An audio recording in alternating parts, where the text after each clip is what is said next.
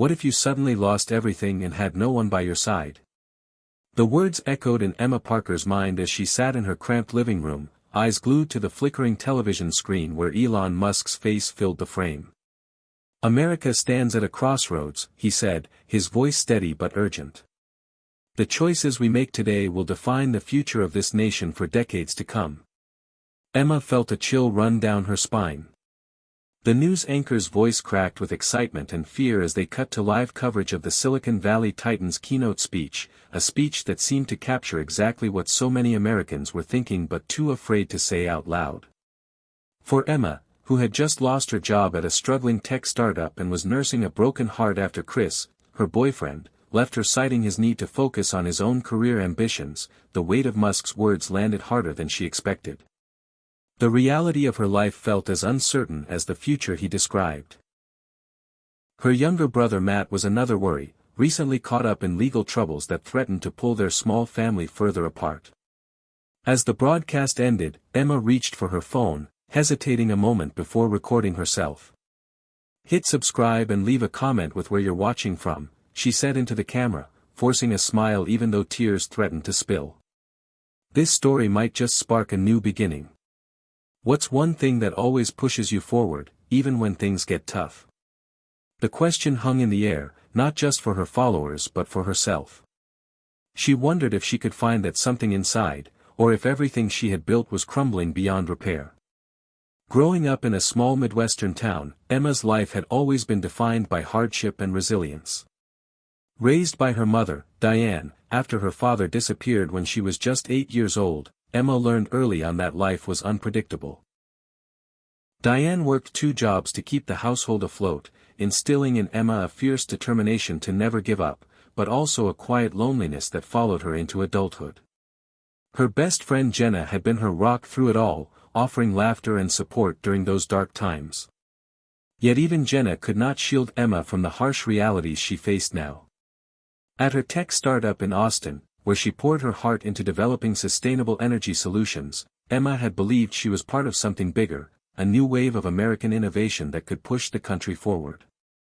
But the failed funding round crushed those dreams. The financial pressure, combined with Chris's departure and Matt's spiraling problems, left her feeling isolated and overwhelmed. Elon Musk's statement felt like both a warning and a beacon, illuminating the crossroads where Emma stood.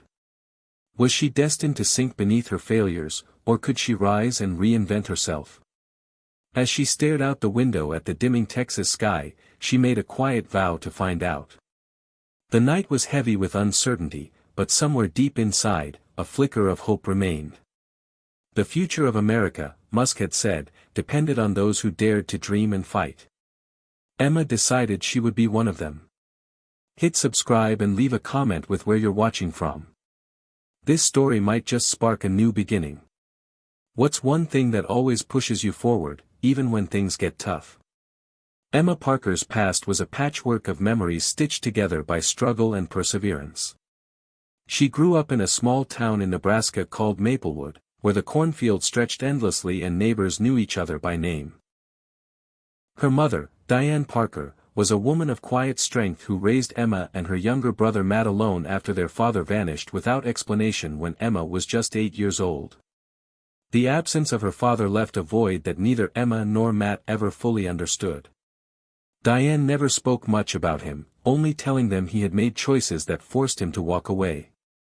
As a child, Emma clung tightly to her mother's unwavering presence, learning early that life didn't always turn out the way you planned but that you had to keep moving forward anyway. School wasn't easy. Emma was bright but often distracted by the weight of her family's financial struggles.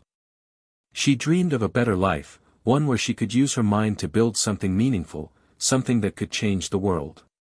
Jenna, her best friend since kindergarten, was the one person who always reminded her of the possibilities beyond Maplewood. Jenna was confident and fiercely loyal, and she often pushed Emma out of her comfort zone. Together, they made plans for college and futures that seemed almost within reach. But life, as Emma soon learned, wasn't that simple. When Diane fell ill during Emma's senior year of high school, everything shifted. The small family was thrust into a whirlwind of hospital visits and mounting medical bills. Emma found herself juggling part-time jobs to help pay for medicines, all while trying to keep up with schoolwork. The pain of watching her mother weaken only deepened her resolve to succeed, but it also brought with it a lingering fear that no matter how hard she tried, life could still take everything away. Despite the hardships, Emma graduated with honors and earned a scholarship to study engineering at the University of Texas at Austin. It was there she discovered a new sense of purpose. The energy and optimism of the city contrasted sharply with her quiet hometown, filling her with hope. She immersed herself in technology, joining clubs, volunteering for projects focused on renewable energy and sustainable innovation. Austin became a place where she felt she could finally break free from the shadows of her past. Yet, even as she pursued her dreams, the memories of Maplewood and her family's struggles remained close. Matt, younger by 3 years, was her anchor and her worry. Though he was bright and talented in his own right, he often felt overshadowed by Emma's successes. Their relationship was complicated, rooted in love but marked by distance as they navigated different worlds. After college, Emma landed a job at a tech startup focused on developing affordable solar panels, a role that felt like the perfect blend of her passion and skills. The company was small, scrappy, and fueled by the same desire to push America toward a cleaner, more innovative future. For a time, it seemed like everything was falling into place. Chris, her boyfriend, was supportive and ambitious, working in finance but sharing her dreams of making a difference. Their relationship grew deeper, full of late-night talks about the future and plans they hoped to build together. But beneath the surface, cracks began to form. The startup struggled to secure funding amid a tough economic climate, and the stress weighed heavily on Emma. Chris's own career pressures pulled him away emotionally, and their once strong bond started to fray. Meanwhile, Matt's life took a darker turn. The pressures of their small hometown, combined with his own personal demons, led him into risky situations. Emma's calls and messages went unanswered, and the distance between them grew. Despite her best efforts, she couldn't reach him. All these threads of her past, her mother's sacrifice, her father's absence, the love and tension in her family, wove together to shape the woman she was now. A woman standing at a precipice, trying to hold on to hope as the world around her shifted in unpredictable ways. Emma's memories fueled her determination but also reminded her of the fragility of everything she cared about. As she prepared to face the challenges ahead, she knew she couldn't do it alone. Jenna remained her closest confidant, offering unwavering support and fierce encouragement. "You've got something they don't," Jenna often said. "You fight when others give up." Those words echoed in Emma's mind as she took a deep breath, ready to confront whatever came next. The past was a foundation, but the future was hers to build. Emma's present life in Austin was a far cry from the quiet streets of Maplewood, Nebraska, yet it carried its own burdens and challenges that weighed heavily on her heart. The city buzzed with innovation and possibility, but beneath the surface, the reality for many like Emma was a constant struggle to stay afloat. At her small tech startup, Solara Innovations, Emma was one of the few engineers dedicated to developing affordable solar panels meant to bring clean energy to underserved communities. She believed deeply in the company's mission, but the pressures from the business side were relentless. Investors were growing impatient, and the latest funding round had just fallen through, casting a long shadow over the company's future.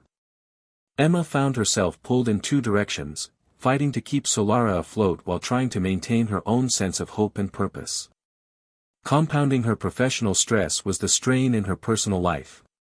Chris, her boyfriend of nearly 2 years, had once been her greatest supporter, sharing her idealistic dreams of making a difference. But lately, he seemed distant, absorbed in his own ambitions as a financial analyst at a prominent firm downtown.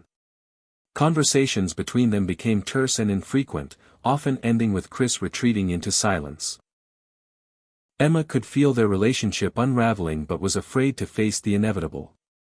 In those quiet moments, she wondered if love alone could survive the pressures they were under. Meanwhile, her brother Matt's troubles weighed on her mind constantly. Since moving to Austin, the distance between them had grown wider, both physically and emotionally. Matt's involvement with the wrong crowd back home had led to a recent run-in with the law, and Emma's attempts to help him had been met with silence or frustration. The pain of feeling helpless in the face of her brother's struggles gnawed at her, a reminder that family ties could be both a source of strength and vulnerability. At Solara Innovations, the mood was tense. Emma's days were filled with meetings, technical work, and endless pitches to investors who questioned the viability of their technology. The pressure was suffocating, and the fear of failure loomed over every decision. She threw herself into her work, hoping to find a breakthrough that could revive the company and, with it, her own hopes for the future. Yet, even as she labored, Emma couldn't shake the growing sense of isolation. Friends like Jenna tried to lift her spirits, but the weight of her challenges often left her feeling alone.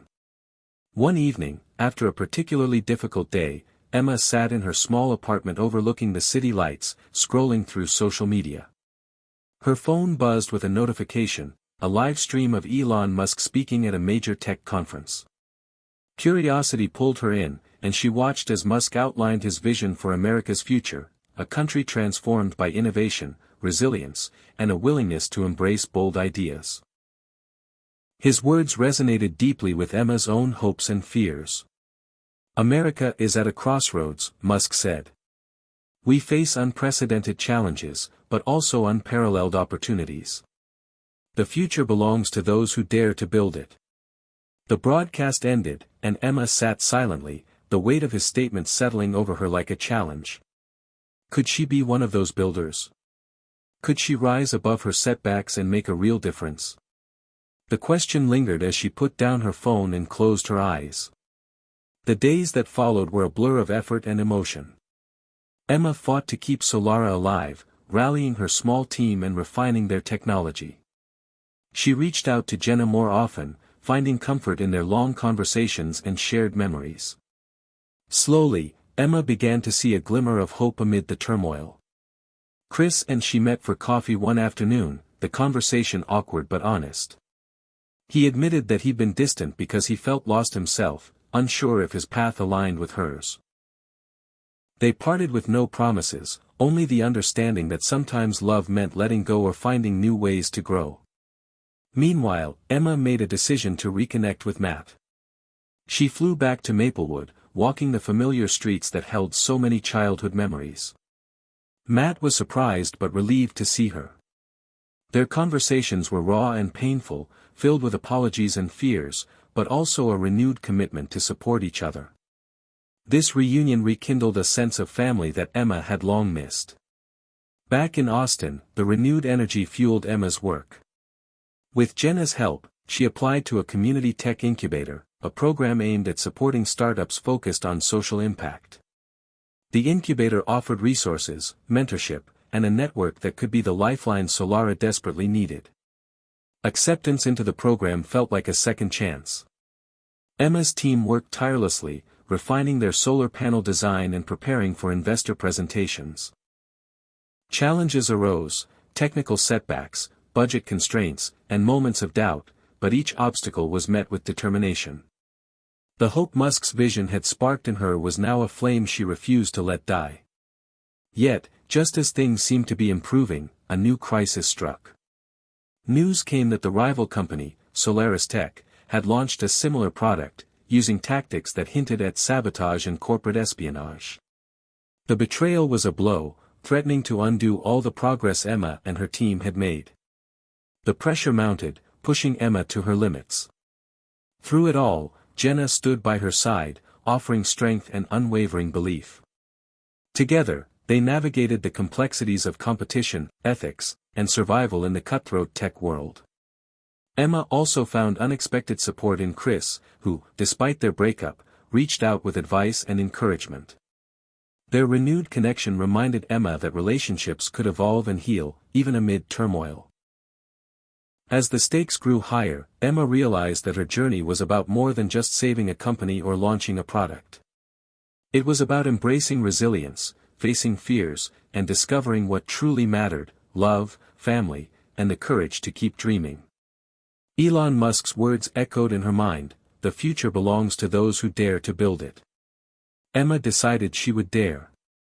Emma's world had already been shaken to its core, but the fall that came next nearly crushed her spirit completely. One chilly autumn morning, she arrived at Solara Innovations' modest office to find an eviction notice taped to the door.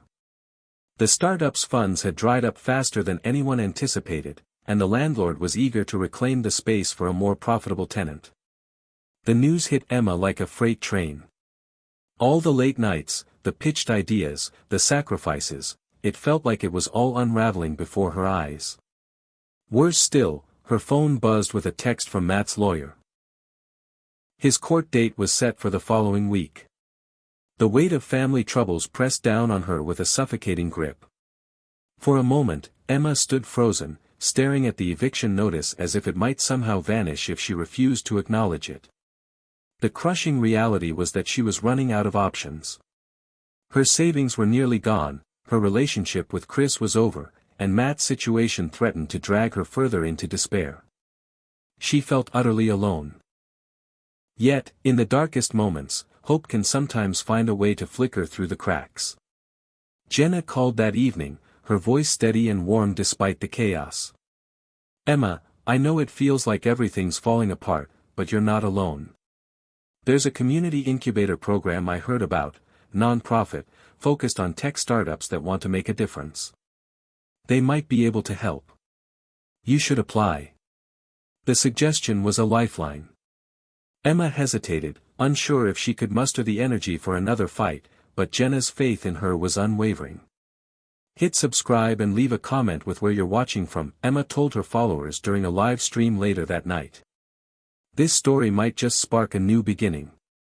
What's one thing that always pushes you forward, even when things get tough?" The responses poured in, messages of encouragement from strangers across the country, each sharing their own stories of resilience.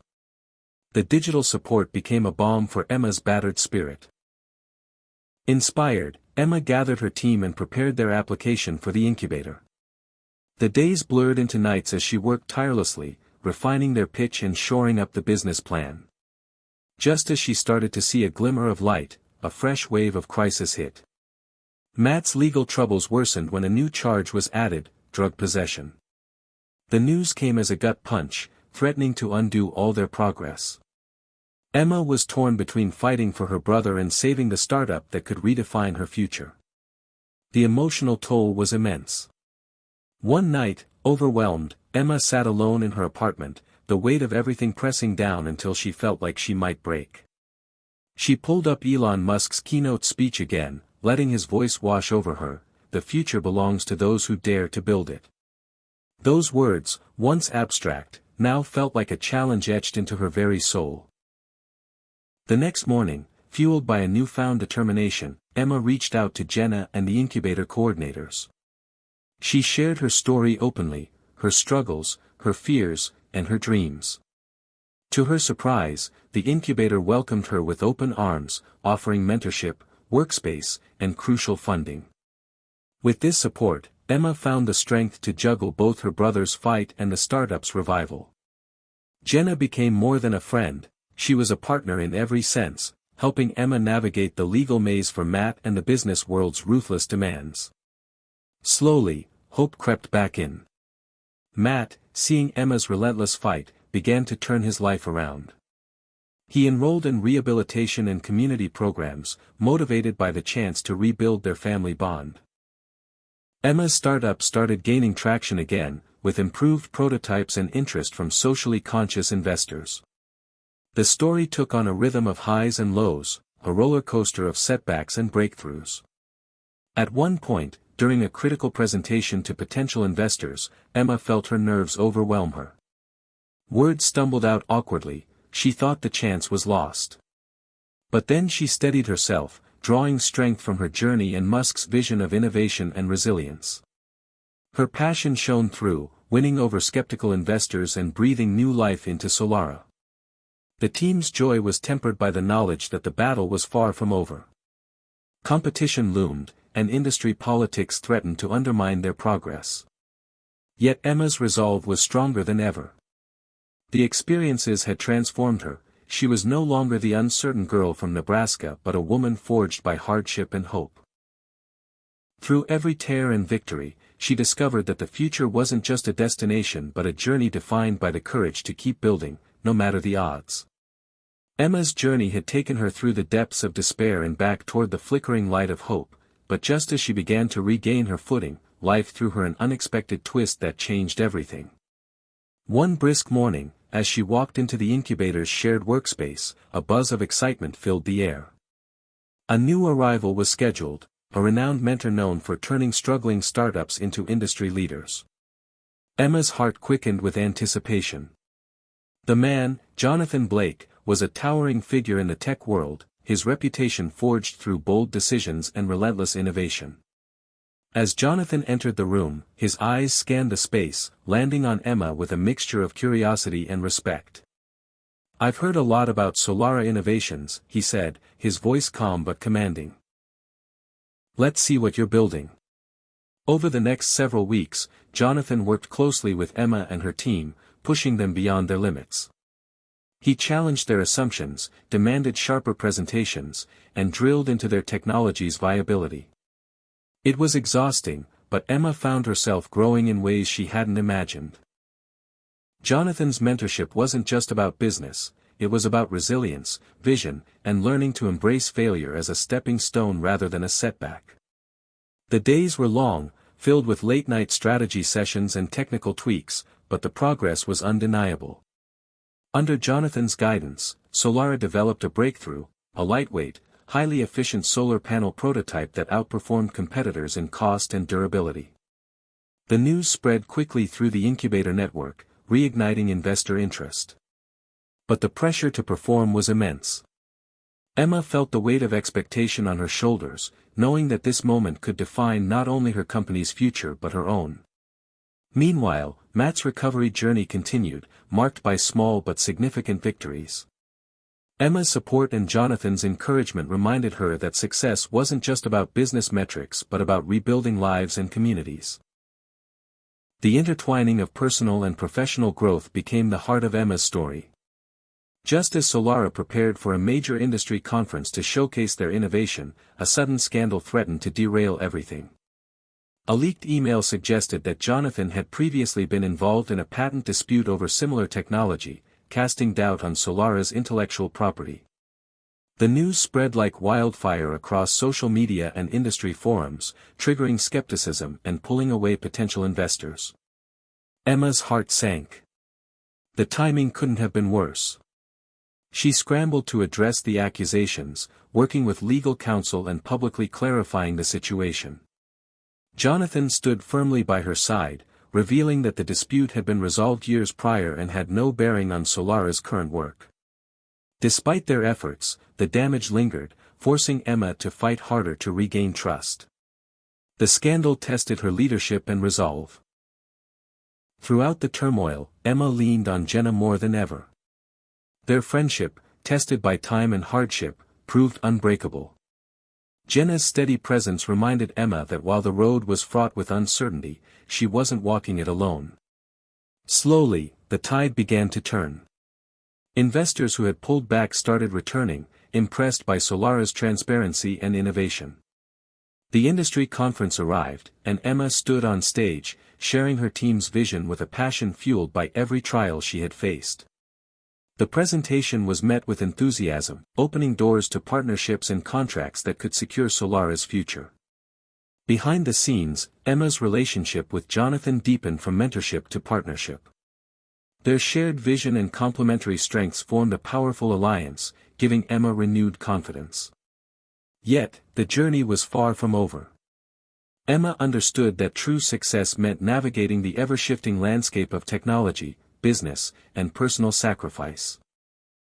The experience had transformed her, instilling wisdom and resilience that no setback could erase. Reflecting on her path, Emma realized that Elon Musk's words weren't just about the future of a nation but about the futures of individuals willing to face uncertainty head-on. The story of Solara Innovations was not just about solar panels or startups, it was a story of hope, grit, and the relentless pursuit of a better tomorrow. As Emma prepared for the next chapter of her life and career, she felt ready to embrace whatever challenges came her way, knowing that every step forward was a victory forged in the crucible of experience.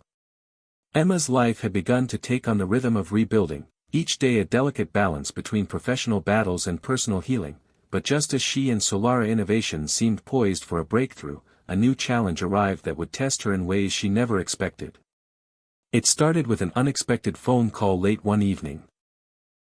The voice on the other end was cautious but urgent. Matt had relapsed. The news shattered the fragile peace Emma had worked so hard to build. She sat silently in her apartment, the weight of failure pressing down like a heavy fog. Despite his progress, the darkness had crept back in, threatening to undo everything.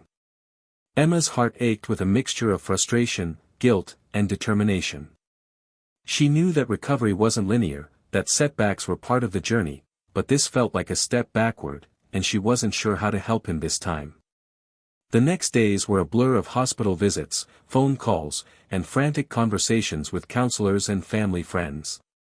Matt's struggles were deeply personal, but they echoed loudly in Emma's mind, reminding her that her fight extended beyond boardrooms and investor meetings. Meanwhile, Solara's momentum was fragile. Investor confidence was tentative, and the competition remained fierce. Emma found herself stretched thin, torn between the demands of leading a startup on the brink of success and supporting her brother through his darkest hours. Jenna remained her steadfast anchor, offering solace and practical help. "You're not alone," Jenna reminded her one rainy afternoon as they sat in a quiet cafe. "Sometimes the hardest battles are the ones no one sees." That phrase became Emma's mantra as she navigated the complicated web of love, responsibility, and ambition. Amid the chaos, a surprising opportunity arose. A government grant aimed at supporting clean energy startups in underserved communities opened up, promising substantial funding for companies with a social mission. Emma saw this as a lifeline, not just for Solara but for the people she wanted to help. The application process was rigorous, demanding detailed proposals, impact assessments, and community partnerships. Emma threw herself into the work, leveraging every connection she had built. As the days passed, the tension grew. Would they be chosen? Could this funding be the difference between survival and collapse? When the acceptance letter arrived, it was like a burst of sunlight breaking through storm clouds. Solara Innovations would receive critical support, enabling the company to expand pilot projects and increase production capacity. The victory felt hard-won, a testament to resilience and hope. Yet, the celebration was tempered by Matt's ongoing struggle. Emma resolved to be there for him in every way she could, visiting support groups, coordinating with therapists, and reminding him that he wasn't alone in the fight. Slowly, the tides began to shift. Matt found moments of clarity, small victories that gave Emma reasons to believe in his recovery. Their bond, once frayed by distance and pain, began to mend. Professionally, Solara's pilot programs launched in several rural communities, bringing affordable solar energy to homes that had long relied on unreliable and expensive power sources. Emma traveled to these towns, witnessing firsthand the impact of their work. The gratitude of families and local leaders fueled her passion and reminded her why she had started this journey. The challenges were still real. Logistics, manufacturing hurdles, and financial pressures persisted. But Emma approached each obstacle with renewed determination. Jenna's support was unwavering, their friendship a source of strength and laughter amid the struggles. Even Chris, who had faded from her life months earlier, reached out with cautious support, a reminder that relationships could evolve and heal. At a national clean energy summit, Emma was invited to speak about Solara's mission and impact.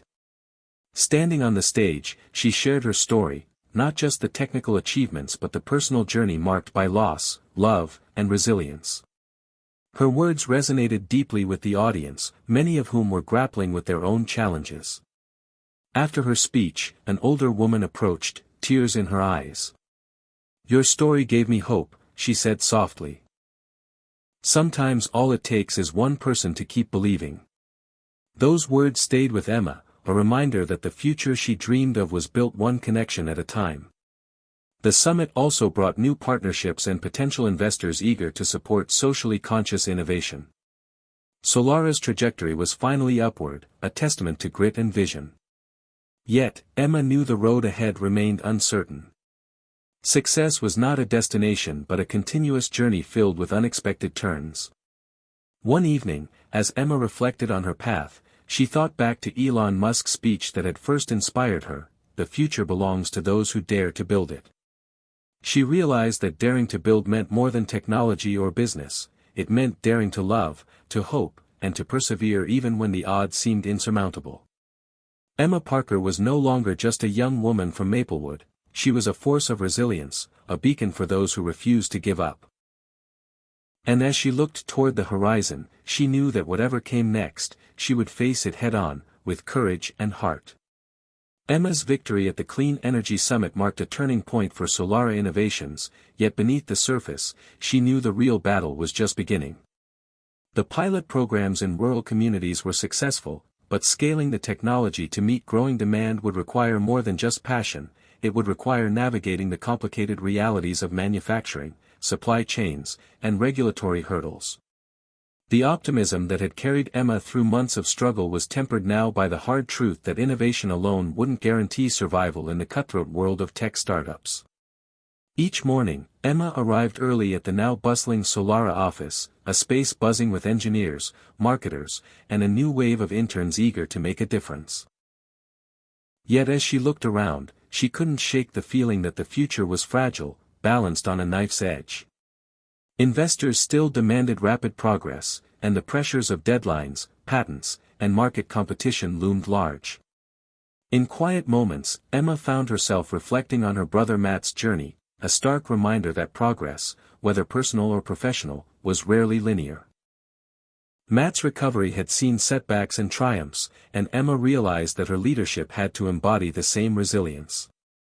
One particularly challenging day came when a shipment of solar cells was delayed indefinitely due to international trade restrictions, jeopardizing Solara's manufacturing schedule. The news hit hard, the potential contract with a major distributor hung in the balance. Emma called an emergency meeting, rallying her team to devise a workaround. Jenna, ever resourceful, suggested exploring alternative suppliers, even if at higher cost. The decision was tough, but Emma knew that cutting corners wasn't an option. "We build for the long haul, not just quick wins," she reminded her team. As the days unfolded, Solara managed to secure temporary parts, but the financial strain was real. The team pulled late nights, fueled by determination and takeout coffee. Amid the chaos, Emma found unexpected encouragement in Jonathan Blake, her mentor-turned-partner. Jonathan's calm demeanor and experience navigating similar crises offered a steadying influence. "Every setback is a lesson," he said during one strategy session. "What matters is how you respond." The sentiment resonated deeply with Emma, reinforcing her commitment to lead with integrity and grit. Outside the office, Emma's relationship with Jenna deepened into a profound friendship. Jenna's unwavering support provided emotional refuge from the relentless pressures of startup life. They shared quiet dinners, late-night talks about hopes and fears, and moments of laughter that reminded Emma of simpler times. Meanwhile, Matt's progress continued, marked by small victories that gave Emma hope. He had enrolled in a vocational program, aiming to rebuild his future one step at a time. Their sibling bond, once strained, was healing through shared determination and mutual understanding. One afternoon, Emma received a call from a community leader in one of the pilot towns, inviting her to speak at a local event celebrating the impact of Solara's solar panels. Emma accepted eagerly, seeing it as an opportunity to connect with the very people her work aimed to serve. The event was held in a modest town hall, filled with residents whose faces reflected gratitude and cautious optimism. As Emma spoke, she saw the tangible difference her efforts had made, the glow of light in homes that had known darkness, the savings on energy bills, the renewed hope for a sustainable future. The moment was humbling, a powerful reminder that innovation was not just about technology but about people. Returning to Austin, Emma was invigorated, ready to tackle the next phase of growth. Yet the tech world was never predictable. A whistleblower from a competing company leaked allegations that Solara had infringed on patented technology. A claim that threatened to stall progress and tarnish their hard-earned reputation. The accusation was a shock, sending waves of uncertainty through the team. Emma faced a legal battle that could drain resources and distract from their mission. She summoned every ounce of courage to confront the crisis head-on, working closely with attorneys and transparently communicating with investors and partners. The fight was arduous, but Emma's leadership and the strength of Solara's original innovations ultimately prevailed. The ordeal reinforced her belief that integrity and perseverance were the cornerstones of true success. As the dust settled, Solara Innovations secured new partnerships, expanding their reach and solidifying their place in the clean energy market. Emma's story spread beyond the tech community, inspiring others to pursue their dreams despite obstacles. One evening, reflecting on her journey, Emma sat by the window of her apartment overlooking the Austin skyline. The city lights twinkled like stars, each one a story of hope and struggle. She thought back to Elon Musk's words that had first ignited her ambition: "The future belongs to those who dare to build it." Her path had been anything but easy, filled with loss, love, sacrifice, and relentless effort. But through it all, she had learned that the true power of building wasn't just in the creation of new technologies but in the resilience of the human spirit, the capacity to dream, to fight, and to keep moving forward even when the road was uncertain. Emma Parker was no longer just an innovator, she was a symbol of hope, a testament to the enduring strength found in daring to believe. And as she looked toward tomorrow, she knew that her journey was far from over. The future awaited, and she was ready to build it, one step at a time. Emma's journey with Solara Innovations had reached a level of momentum that, while fragile, promised a brighter horizon. Yet, the world she was trying to change was vast and complex, filled with challenges she hadn't fully anticipated. Scaling clean energy solutions from niche communities to a nationwide presence required more than technology and passion. It demanded navigating the politics of energy policy, the entrenched interests of powerful corporations, and the skepticism of a public still cautious about change. One crisp morning, Emma arrived at the office to find a letter from the Federal Energy Regulatory Commission, FERC. The letter was dense with legal jargon, but its meaning was clear. Solara's latest pilot project had triggered a regulatory review due to concerns over grid integration and safety standards. The news sent a ripple of anxiety through the team. The review could delay expansion plans indefinitely, straining resources and investor patience. Emma understood that this was more than a bureaucratic hurdle, it was a clash between innovation and established power structures resistant to disruption.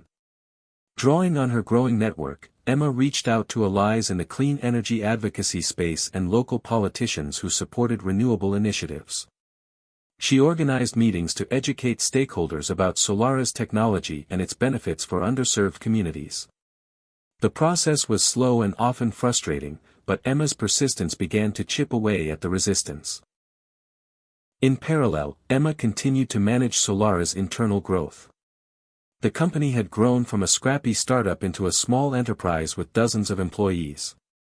Managing this new dynamic tested Emma's leadership skills in unexpected ways. She had to balance fostering a culture of innovation with the discipline required for sustainable growth. Conflict occasionally arose, between engineers focused on perfection, marketers eager for bold claims, and financiers demanding steady returns. Emma learned to navigate these tensions with empathy and clarity, drawing from the emotional resilience that had carried her through her personal struggles. One of the most significant challenges was managing the team's morale amid the external pressures. When a major potential client hesitated due to the ongoing regulatory review, doubts crept in among staff. Emma addressed the team directly during a company-wide meeting, acknowledging the difficulties but reaffirming their mission and vision. Her candidness and passion rekindled their commitment, reminding everyone why they had started this journey. Outside the office, Emma's personal life blossomed in quiet but meaningful ways. Jenna remained her closest confidant, their friendship a constant source of strength. They celebrated small victories together, launching new projects, surviving stressful board meetings, or simply sharing a laugh after a long day. Emma also began dating again, tentatively opening her heart to Chris, whose steady presence provided comfort and hope. The path wasn't without its complications. Balancing love, family responsibilities, and a demanding career required constant adjustment. Emma learned the importance of boundaries and self-care, recognizing that her well-being was essential to sustaining her work. Meanwhile, Matt's journey toward stability continued. He secured a steady job at a community center and became an advocate for addiction recovery, speaking openly about his struggles and inspiring others. Emma's pride in her brother's resilience was immense, and their relationship, once strained, had grown into a source of mutual support and understanding. As Solara approached a critical milestone, a contract with a regional utility company to supply solar technology for a community-wide project, Emma felt the weight of responsibility more keenly than ever. Success would mean validating years of effort, but failure could mean the unraveling of everything they had built. The negotiations were complex, involving legal teams, engineers, and government officials. Emma found herself navigating unfamiliar territory, balancing technical details with diplomacy and strategic communication. The day the contract was signed felt surreal. The applause at the office was heartfelt, a collective release of tension and celebration. Yet Emma knew this was a beginning, not an end. The project's implementation would require flawless execution and continuous adaptation. As the first panels were installed across the community, Emma visited the site, greeted by residents eager to share their stories. She met families who had struggled with unreliable power for years, now able to enjoy steady, affordable energy. The impact was tangible and deeply moving. The experience reaffirmed Emma's belief in the transformative power of innovation combined with compassion. Reflecting on the journey, Emma saw how far she had come, from the uncertain girl facing eviction and family turmoil to a leader driving change on a meaningful scale. The lessons she had learned about resilience, hope, and the importance of connection were woven into every success and setback. She thought back to Elon Musk's words that had inspired her, "The future belongs to those who dare to build it." But Emma now understood that daring to build also meant daring to listen, to adapt, and to lead with heart. As she looked toward the future, Emma felt ready to face whatever challenges awaited, knowing that the path forward was shaped not just by technology or ambition but by the courage to keep moving, together. Emma's leadership at Solara Innovations had brought the company to an unprecedented level of achievement, yet she knew the journey was far from over. The recent contract with the regional utility was a significant victory, but scaling further to influence national energy policy and adoption required more than technology and tenacity. It demanded alliances, vision, and a willingness to challenge established power structures. Months after the contract signing, Emma found herself invited to Washington, D.C., to participate in a congressional hearing on renewable energy infrastructure. The invitation was both an honor and a daunting challenge. Facing policymakers, lobbyists, and industry giants required preparation and courage. Emma understood that this was her opportunity to represent not just Solara Innovations but the hopes of underserved communities whose lives were intertwined with the promise of clean energy. On the day of the hearing, Emma stood before the committee, her heart pounding but her voice steady. She shared Solara's story, the struggles, the triumphs, and the potential to transform America's energy landscape. Her testimony emphasized the importance of accessibility, equity, and innovation working hand in hand. The hearing was intense, with pointed questions and skeptical interruptions, but Emma remained composed. She spoke from experience, blending data with personal stories, making a compelling case for investment in clean energy technologies that served all Americans, not just the privileged few. Outside the hearing room, Emma connected with advocates, entrepreneurs, and officials who shared her vision. These new alliances formed the foundation for future collaborations and policy initiatives. The experience underscored the complexity of systemic change and the importance of building coalitions beyond the boardroom.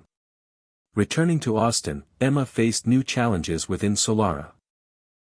The company's rapid growth demanded operational upgrades, new hires, and refined processes. Emma wrestled with balancing innovation with scalability, creativity with structure. She leaned on Jonathan Blake, whose experience helped guide strategic decisions. Together, they navigated fundraising rounds, product development, and market expansion. Yet, the most profound transformation was within Emma herself. Her confidence grew, tempered by humility and a deepened understanding of leadership's responsibilities. She became a mentor to young women entrepreneurs, sharing her story to inspire others to pursue their dreams despite obstacles. Jenna remained her closest ally, their friendship a source of grounding and joy. Their shared history, from uncertain beginnings to professional triumphs, was a testament to the power of unwavering support. On a personal level, Emma's relationship with Chris blossomed. They built a partnership based on trust, respect, and shared values. Navigating romance alongside a demanding career required effort, but Emma embraced the challenge, recognizing that connection was essential to her well-being. Meanwhile, Matt continued to thrive, his advocacy work creating ripples of impact in recovery communities. Emma's pride in him was profound, their bond a constant reminder that healing and progress often came through shared struggle and perseverance. As Solara prepared to launch a nationwide campaign promoting affordable solar solutions, Emma reflected on the journey that had brought her here, the losses, the setbacks, the moments of doubt, and the relentless drive to create a better future. She knew the road ahead would be filled with new challenges, but she felt ready, buoyed by the lessons of resilience, hope, and the power of community. In the quiet moments before a major product rollout, Emma found herself thinking of Elon Musk's words once more: "The future belongs to those who dare to build it." She understood now that building the future wasn't just about innovation, it was about courage, compassion, and the willingness to keep moving forward, no matter the obstacles. Emma Parker had dared to build, and in doing so, she had become a beacon for change, a symbol of the American spirit of determination and hope. And as she stepped confidently into the next chapter, she knew the best was yet to come. In the months that followed Solara's national rollout, Emma's world shifted again, not with a single earth-shattering event, but through the slow, transformative pressure of success. When you finally reach the summit of a mountain you've been climbing for years, the air is thinner, the risks are higher, and every step forward requires more focus. Solara Innovations was no longer a scrappy startup or a promising pilot. It had become a name, discussed in tech circles, featured in sustainability reports, even mentioned in late-night news debates about America's energy future. For Emma, the success came with a different kind of weight. The demands were ceaseless. Her calendar was packed with high-level investor meetings, government briefings, media interviews, and strategy sessions. Every decision now carried national implications. One misstep could damage the trust they'd earned. Her phone never stopped buzzing. Yet amid the chaos, something else quietly began to shift: Emma herself. It was during a trip to a small town in Arizona that the transformation began to crystallize. Solara had just installed a new batch of solar units in an area where summer heat frequently knocked out the power grid. As Emma walked down the dusty main street, she was approached by an elderly man wearing a worn baseball cap and a wide grin. "I don't know who you are, young lady," he said, "but your panels. They're a blessing. We used to sit in the dark for hours. My wife's oxygen machine failed once. Scared us half to death. But now we sleep through the night." That moment, more than the magazine covers or the tech awards, etched itself into Emma's heart. She realized she wasn't just building a company anymore. She was building a legacy. But just as she began to settle into her new role, the familiar rhythm of adversity returned. A major energy conglomerate, one with deep political ties and a history of undermining smaller green competitors, launched an aggressive campaign to discredit Solara. They questioned the durability of the panels, funded dubious studies, and flooded online forums with disinformation. It was calculated and effective. For the first time in nearly a year, Solara's public trust began to dip. Customers called with concerns. Investors grew nervous. And worse, Solara's internal team started to fracture under the pressure. Emma convened an emergency summit. The boardroom was tense, filled with engineers, PR strategists, lawyers, and department heads. She listened, let the outrage and anxiety spill into the air. Then she stood. Calm. Steady. "We've been underestimated since day one," she said. "This is just another storm. We don't run from storms. We build through them." The room quieted. She laid out a strategy. They'd launch a data transparency campaign, open their facilities to journalists, and publish side-by-side comparisons with competitors. Most importantly, they'd double down on community partnerships, letting the people speak for themselves. And they did. Videos rolled in from families in Detroit, retirees in Nevada, school principals in rural Texas. Ordinary Americans standing in front of their homes, under blue skies and bright solar panels, sharing how Solara had changed their lives. The media couldn't ignore it. Neither could regulators. The smear campaign collapsed under its own cynicism. But the real toll hit Emma's health. The months of constant stress, flights, and 12-hour days took their price. She collapsed one morning at the office. Exhaustion, the doctor said. Nothing fatal, but a warning. "You're building something beautiful," Jenna told her gently that night, as they sat on Emma's apartment balcony overlooking the glowing skyline. "But you're not a machine. You need to rest, Emma. You deserve it." For the first time in a long while, Emma listened. She took a month off. No emails. No calls. She traveled quietly. Visiting Matt, who had just reached his 2-year sobriety milestone, then spending a week in the forests of Oregon with Chris. They hiked, camped, and cooked over fire. Emma found herself breathing more deeply, laughing more freely. It wasn't just a vacation. It was a reset. When she returned to Austin, something in her had changed. She no longer felt the need to prove anything. The girl from Nebraska who had once felt invisible in the crowded world of innovation had grown into a woman who knew her worth. She began delegating more, trusting her team fully. Solara grew stronger for it. At the next industry conference, Emma didn't open with market projections or technology specs. She opened with a story. "What if you suddenly lost everything and had no one by your side?" she asked the audience of CEOs and policymakers. "That was my life not long ago. And I'll tell you what saved me, the belief that we can still build something better, together. That the American spirit hasn't died. It's just waiting for us to remember who we are." The room was silent. Then, standing applause. Not for a tech pitch. For a woman who had become the voice of something larger than herself. That night, Emma hosted a live stream from her small apartment, just like she used to in the early days. "Hit subscribe and leave a comment with where you're watching from," she said with a soft smile. "This story might just spark a new beginning. What's one thing that always pushes you forward, even when things get tough?" The comments rolled in. "Watching from Ohio. Your journey gives me hope. California here. I just lost my job. But maybe it's the start of something new. Emma, you changed my whole outlook. Keep going." She read them all. Then she looked into the camera and said, "We all have power. Not just the kind that lights our homes. The kind that keeps us going, that keeps us dreaming, even when the world tells us to stop. That power. That's what changes everything." And in that moment, Emma didn't just lead a company. She led a movement. One built not only on solar panels or policy shifts, but on faith, in herself, in others, and in a country still learning how to rise again. Emma's movement was growing faster than she ever imagined.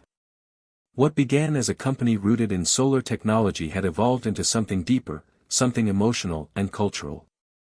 Across the country, communities were forming around the idea that energy independence wasn't just about utility bills, it was about dignity, security, and a shared future. The live stream that went viral became a symbol. Millions watched it. Thousands reached out. Veterans, single moms, high school students from the Bronx to Bakersfield, all moved by the story of a young woman who refused to give up. Her inbox overflowed with messages. "You reminded me of my daughter. I'm starting something because of you.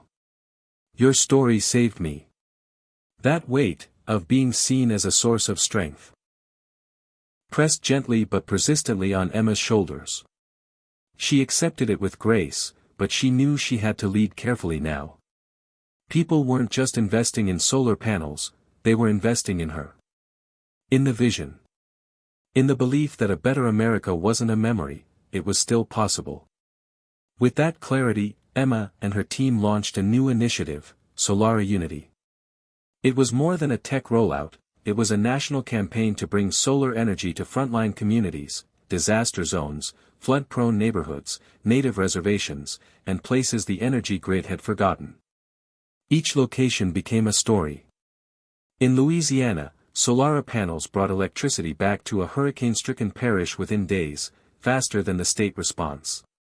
In South Dakota, they helped install panels on tribal lands, hiring and training local youth in the process. Emma made a point to visit each site, not with press conferences or speeches, but with a notebook and a listening ear. She sat in school gymnasiums and backyard barbecues, asking simple questions. What do you need? How can we do better? At each stop, she brought two things, respect and follow-through. When residents asked for better battery storage, Solara built it. When a woman in Florida mentioned wanting to understand the tech so she could teach others, Emma offered her a training scholarship and hired her to lead local outreach. These weren't PR moments, they were trust built in real time. But success bred scrutiny. Political pundits began to circle.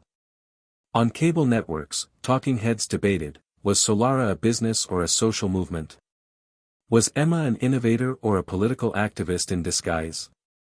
Some conservative commentators accused her of being anti-American, claiming her efforts undermined the oil and gas industries that had built this country. Emma didn't flinch. She released a video response, calm and direct. "This isn't about politics. It's about power, literal power. The kind that keeps your grandma's fridge running during a blackout. The kind that keeps a child's asthma machine going. If that offends someone, I can live with that." That video, simple, one take, recorded in her kitchen, was watched over 60 million times. And it lit a fire. People began sending photos of their solar installs with the hashtag #MyPower. A father in Indiana. A nurse in New Jersey. A farmer in Kansas. They weren't waiting for permission. They were claiming their future. Meanwhile, Solara's growth demanded a new level of structure. Jonathan Blake, her mentor, suggested an advisory board of citizens and experts, not just investors. "You don't just need people with money," he said. "You need people who believe in the mission as deeply as you do." Emma agreed.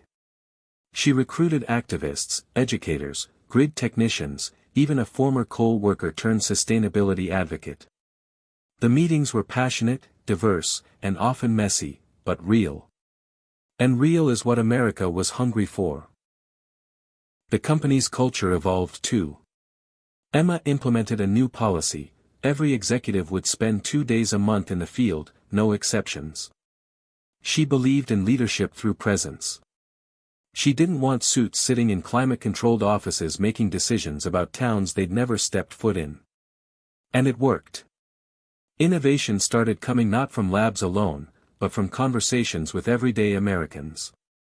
One idea, modular panels that clip together like puzzle pieces, came from a mechanic in Michigan who said, "Why not build it like a car kit?" It changed the company's entire product line.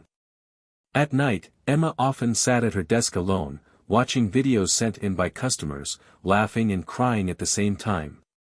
One stood out, a little boy in Appalachia walking into his home and shouting, "Mom! The lights are on! The lights are on!" Emma replayed it 10 times. That's what it was about. Not just kilowatts. Not spreadsheets. But light. Still, the personal cost was real. Chris had become more serious about their relationship. He wanted to settle down, talk about long-term plans, maybe even kids someday. Emma wasn't sure. She loved him deeply, but she was still running at 120 miles an hour, and the idea of slowing down terrified her. "Do you want to keep building forever?" he asked gently one night. "Or are you afraid to stop?" The question echoed inside her long after he said it. At a leadership retreat months later, Emma finally admitted the truth, to her team and herself. "I'm tired," she said. "Not of the mission. But of being afraid that if I stop, it'll all fall apart." There was silence. Then Jenna stood up. "We've got this," she said. "You taught us how to build. Now let us hold it, too." That night, Emma cried, not out of fear, but relief. She realized that true leadership wasn't about holding everything together. It was about teaching others to rise. She began to step back, not out of the movement, but out of the spotlight. She created a fellowship program for young entrepreneurs, especially women and people of color, and gave them real authority inside Solara. She mentored, coached, and celebrated their wins like they were her own. Eventually, Emma gave a final keynote address at the annual Clean Energy Summit. The room was electric with anticipation. Everyone expected numbers, strategy, maybe a new product reveal. But Emma had something else. She stepped on stage, smiled, and said, "I want to tell you a story. Years ago, I was sleeping on a friend's couch. My bank account was nearly empty. My brother was struggling with addiction. I felt like I had nothing. But I had one question that wouldn't leave me alone: what if we could change everything, just by starting with light? Today, I don't stand here as a CEO. I stand here as proof that even in the darkest corners of life, a spark can grow. And when it does, it lights up the world." The standing ovation lasted nearly 5 minutes. Later, on a quiet walk outside the convention center, Emma felt the breeze on her face. She looked up at the moon, glowing above a city she once feared she'd never conquer. Her phone buzzed. A message from Matt: "Watched your speech. I'm proud of you. Always have been." Emma smiled. She had lost much on this journey: sleep, security, certainty. But she had found something bigger: purpose, people, peace. The story of Solara wasn't just about the future of energy. It was about the future of hope. And she knew, deep down, the torch was no longer hers alone to carry. She had built the spark. Now the world was ready to burn bright. The months after Emma's speech at the Clean Energy Summit felt quieter, but not in the way one might expect. It wasn't silence born of retreat or burnout. It was the kind of quiet that comes after a storm has passed, when the damage is assessed, the new growth is just beginning to show, and the air smells like possibility. Emma, for the first time in years, stopped running. She started listening again, to herself, to the people around her, and to the movement she'd ignited. She no longer needed to be in the spotlight to know her work mattered. In fact, her quiet stepping back only gave others the room to step forward. Solara Innovations thrived under new leadership. Young engineers, once hesitant to speak in meetings, now pitched bold ideas. Community partners took ownership of local projects, forming co-ops and mentorship programs. Solara was evolving into something less centralized, more democratic. It had become a network rather than a hierarchy. Emma, watching this from a slight distance, was filled not with envy or anxiety, but pride. She had always said the future belonged to the people. Now she was watching them claim it. But the world outside of Solara wasn't standing still. Climate disasters became more frequent. Grid failures in major cities sparked public outcry. The energy debate was no longer a policy issue buried in think tank white papers, it had become a kitchen table conversation. People wanted answers. And increasingly, they looked to what Solara had built for guidance. Emma was invited onto panels again. She declined most of them. Instead, she started writing essays, letters, quiet reflections. They were published in local newspapers, non-profit newsletters, small-town websites. She didn't want to go viral. She wanted to go deep. One essay, titled "The Light We Make Together," captured national attention unexpectedly. It told the story of a woman in Mississippi who had written to Emma after receiving a donated Solara kit. The woman had been caring for her grandchildren during a heat wave. With the panels, she could run fans, a refrigerator, and a small window AC unit without fear of a power shutoff. "You didn't just give us electricity," the woman wrote. "You gave us breath." The essay ended with a single line: "What if this wasn't the exception? What if it was the standard?" The piece caught fire. Politicians quoted it in floor speeches. Educators assigned it in classrooms. Overnight, it shifted the tone of the national energy conversation, not toward fear or urgency, but toward empathy. Emma didn't return to interviews. She let the words do the work. At home in Austin, Emma started gardening. It was an odd change of pace for someone who once juggled 30 meetings a week. But in the dirt, she found healing. Chris helped her dig the first beds, and they spent lazy Saturdays deciding what to plant: sunflowers, tomatoes, kale. The work was slow. The rewards weren't instant. But that, Emma realized, was the point. She also began volunteering at a women's shelter, teaching workshops on leadership, storytelling, and self-reliance. She never introduced herself with her title. Just Emma. To the women there, she wasn't a CEO or a movement builder. She was someone who had been broken once and had found a way to keep going. Meanwhile, Matt continued his work in addiction recovery.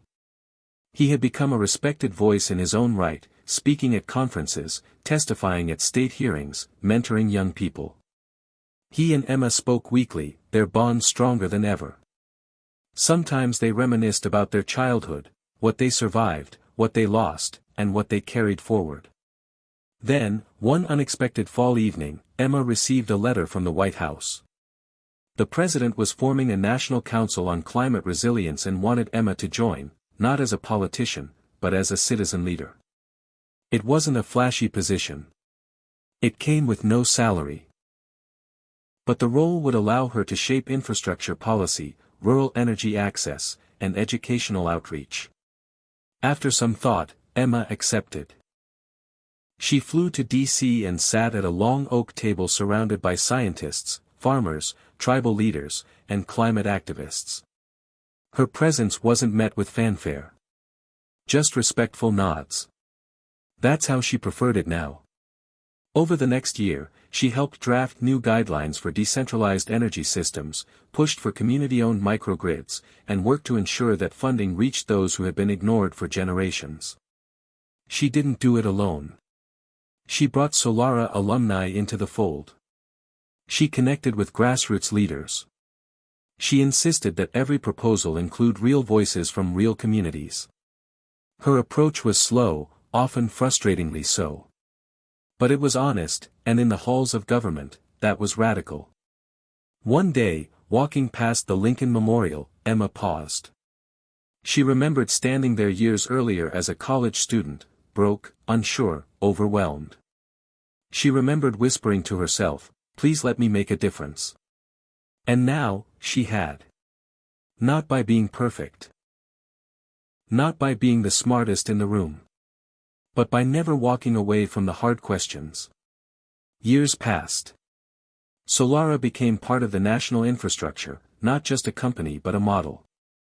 Its name appeared in textbooks, its tech taught in trade schools, its founder studied in business ethics classes. Emma received awards, though she rarely attended the ceremonies. She preferred to stay in the background, planting seeds, literally and metaphorically. One summer evening, as the sun set over her small backyard garden, Emma hosted a dinner for her closest friends. Jenna was there, now leading a social impact fund. Matt arrived with his partner, glowing with happiness.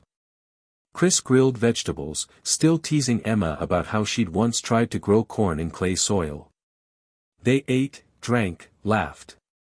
No speeches. No plans. Just peace. As the stars came out, someone asked Emma what she was most proud of. She didn't answer right away. Then she said, that I didn't quit. Even when it was lonely. Even when I was scared. I kept showing up. And eventually, people showed up too. The group fell silent for a moment. Not sad, just full. Full of the kind of quiet gratitude that settles in when you realize you've been part of something rare. Later, after everyone had left, Emma sat alone in the garden, fireflies blinking in the dark. She thought about the journey, what she'd built, what she'd lost, and what had blossomed because she kept going. She looked up at the stars and whispered, almost to herself, this is what power looks like. Not the kind that controls. The kind that uplifts. She closed her eyes, breathed deep, and felt the night wrap gently around her. The story wasn't over. It never really would be. But for the first time in a long time, Emma Parker was exactly where she wanted to be, at home, in the light she helped create. Hit subscribe and leave a comment with where you're watching from. This story might just spark a new beginning. What's one thing that always pushes you forward, even when things get tough? In the years that followed, Emma's story took on a life of its own, no longer just hers, but something woven into the broader tapestry of a changing America. Her name began to surface in history books, classrooms, and documentaries, not as a celebrity or politician, but as a symbol of persistence, integrity, and the quiet power of doing the next right thing. Solara Innovations thrived, not just as a company but as an ethos. In city neighborhoods, coastal towns, native reservations, and farm communities, Solara hubs became training centers, community spaces, and local energy nodes. Students interned there. Veterans worked there. Grandparents brought their grandkids to open houses. Solar panels were no longer just technology, they were part of a new identity, one that said, we belong to the future. Emma, meanwhile, became something else entirely, not a CEO, not a public official, but a guide. She was the one people called when they didn't know how to start. A mayor in Iowa who wanted to retrofit his town. A teacher in Oakland launching a solar science curriculum. A retired oil worker in Oklahoma who wanted to shift into renewables but didn't know how. Emma didn't give them answers. She gave them questions, stories, maps, and encouragement. Start small, she'd say. Start local. Start now. She created a new platform called the Spark Project, a non-profit that connected communities with resources, funding, and storytelling tools. It wasn't about selling solar, it was about igniting agency. The Spark Project helped towns run their own clean energy summits. It funded high school video projects about climate change. It partnered with local radio stations in Appalachia and South Texas to air interviews with elders, activists, and young dreamers. Emma always said, we don't need another hero. We need 1,000,000 voices. And slowly, those voices grew louder. One of those voices was a girl named Keisha from Memphis. She'd grown up in public housing and gotten inspired after seeing Emma's viral live stream years earlier. Keisha wrote her senior thesis on solar equity and started a neighborhood clean energy club. The Spark Project helped her win a college scholarship. A few years later, she became the youngest person ever hired by the Department of Energy. Keisha sent Emma a handwritten note, you made me believe I could matter. So now I'm making others believe too. Emma kept that note in her wallet. In public, Emma remained low-key. No political runs. No TED Talks.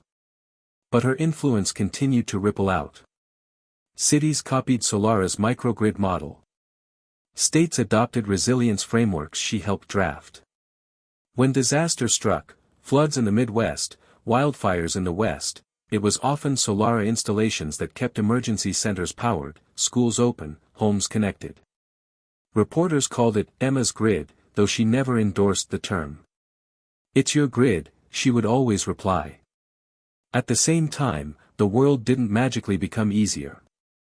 There were setbacks, economic downturns, policy reversals, grid failures. But the difference now was the response.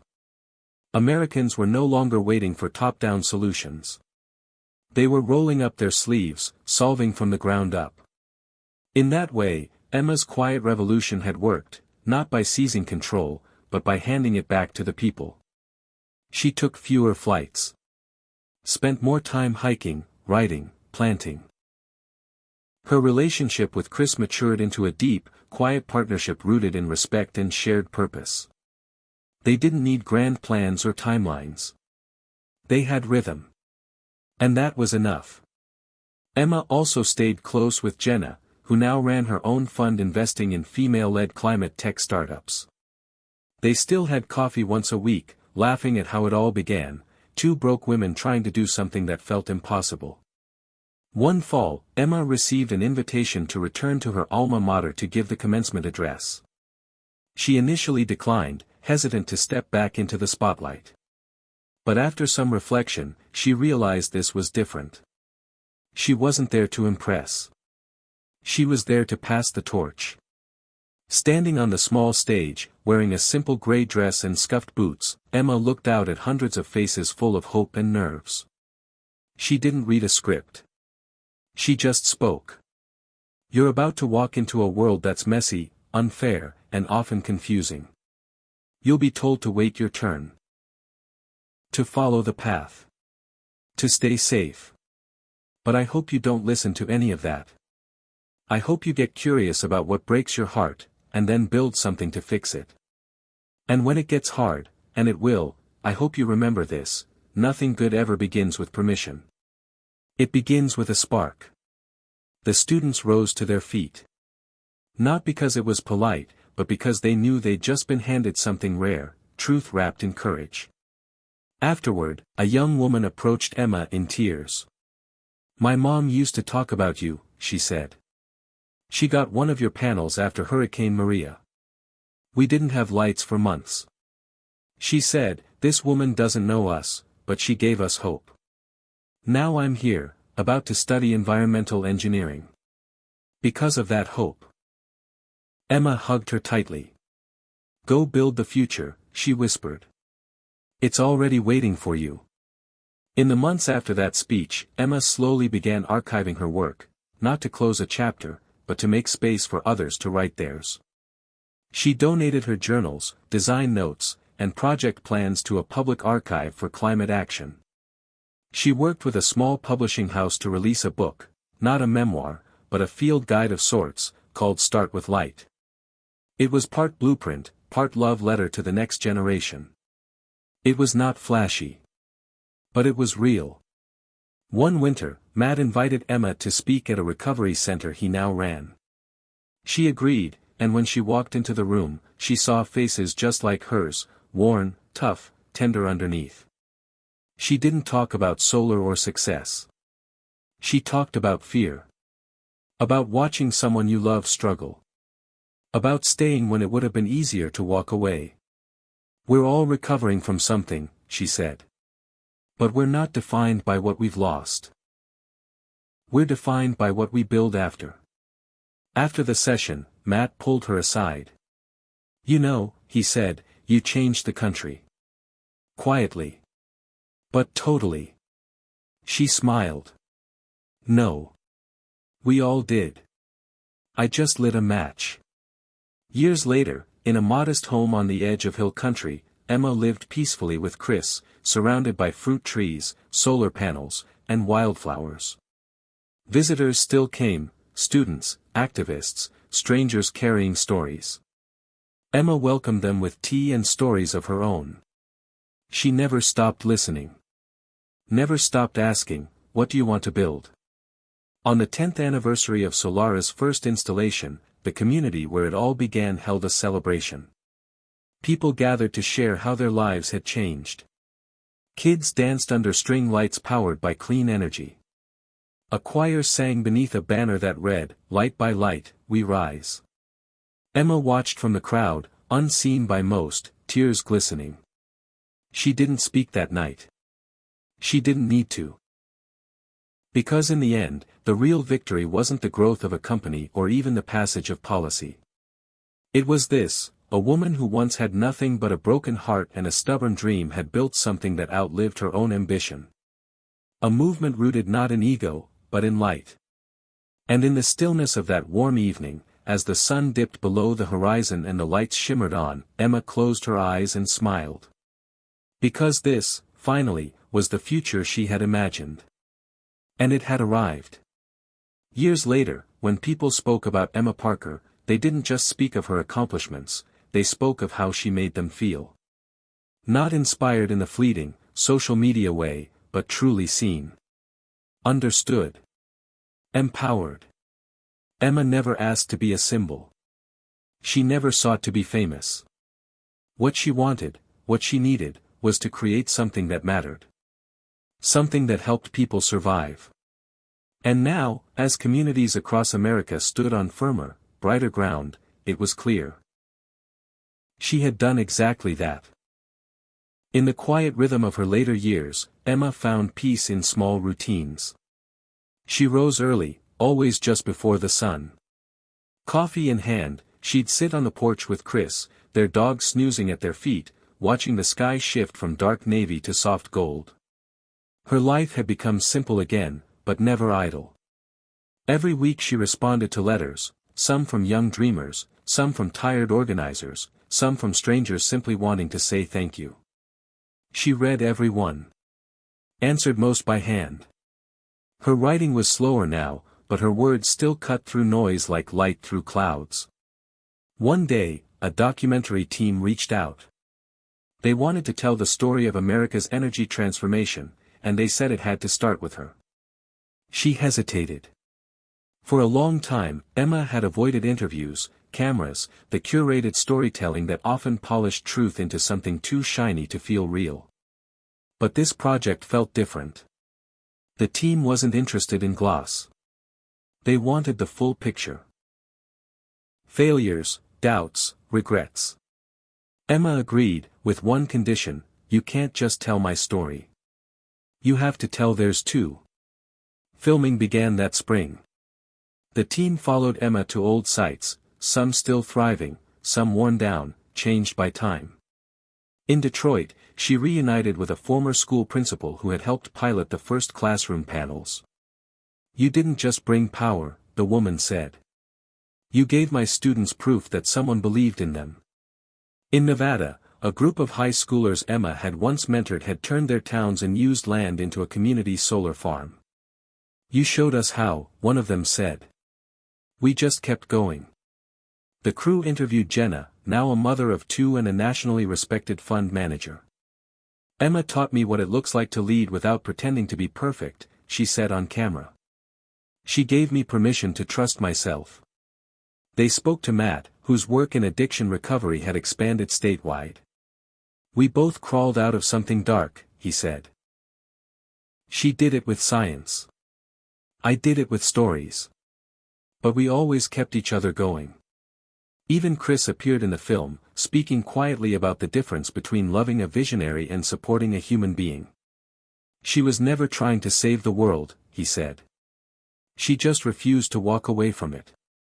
When the documentary, Start with Light, premiered, it was streamed by millions. But it wasn't just a film, it was a mirror. Audiences didn't see a distant, untouchable genius. They saw themselves. Their families. Their struggles.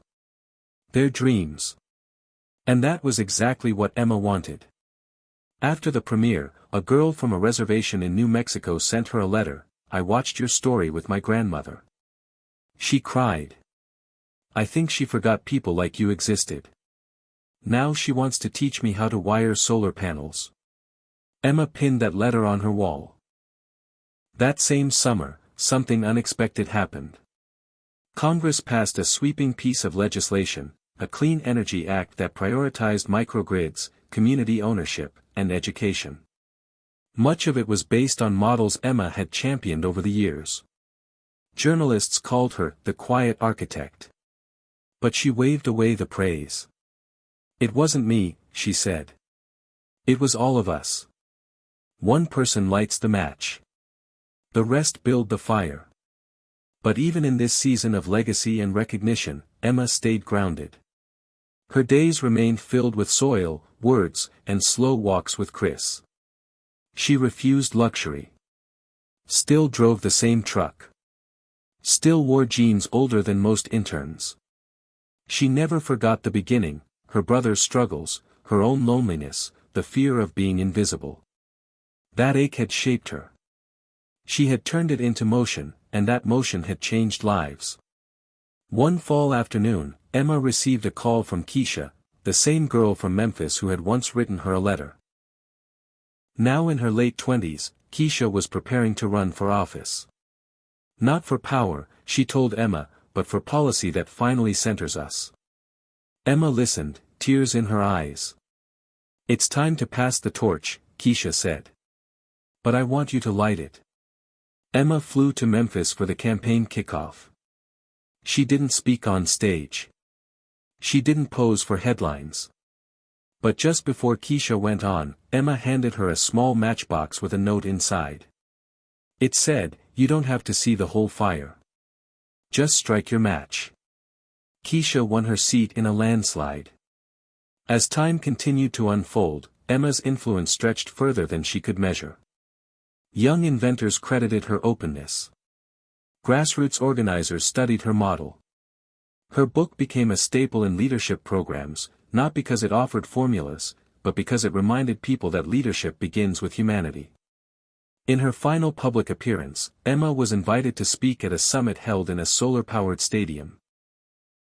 Once the site of rolling blackouts, now a hub of clean energy independence. She stepped onto the stage to roaring applause, though her voice remained soft as ever. "I've been asked a lot what I'd say to my younger self," she began. The one sitting on a friend's couch, tired and scared and wondering if she mattered. "And I think I'd tell her this: keep going. You don't need to have all the answers. Just stay curious. Stay kind. Stay stubborn in your belief that things can get better. And when it hurts, because it will, remember this: you're not alone. You never were." The silence that followed was thick with emotion. She ended with a phrase she'd used many times before, though it hit differently now. "Life is full of surprises. But love will always lead the way." That speech became her final public statement. Afterward, Emma quietly stepped back for good. She and Chris bought a cabin near the Blue Ridge Mountains. No cell service. Just books, birds, and old friends who visited often. She wrote letters, painted a little, even learned how to quilt. Matt visited every spring, and they'd sit for hours on the porch, talking about recovery, resilience, and the roads they never expected to walk. Years passed. And one morning, long after the world had stopped asking for interviews, Emma passed away peacefully in her sleep. No headlines ran that day. No breaking news banners. Just a quiet flood of messages across communities, forums, classrooms, and living rooms. She helped me believe. She made things possible. She didn't just build panels, she built people. We start with light, because of her. At her request, there was no grand funeral. Just a tree planted in her honor at the first school Solara ever served. Children read her words aloud. A plaque below the tree read simply: Emma Parker. 1979 to 2061. Start with light. Never stop. And so, the story goes on, not in chapters or speeches, but in every spark that lights a home, every voice that dares to speak up, every heart that refuses to quit. Emma Parker's legacy was never about the technology. It was always about the people. And that is how she changed the future of America, not by waiting for permission, but by believing in the unstoppable power of a spark. In the decades after Emma's passing, her influence didn't fade, it deepened. Like the roots of a tree planted long ago, her legacy grew underground, quiet but unshakable.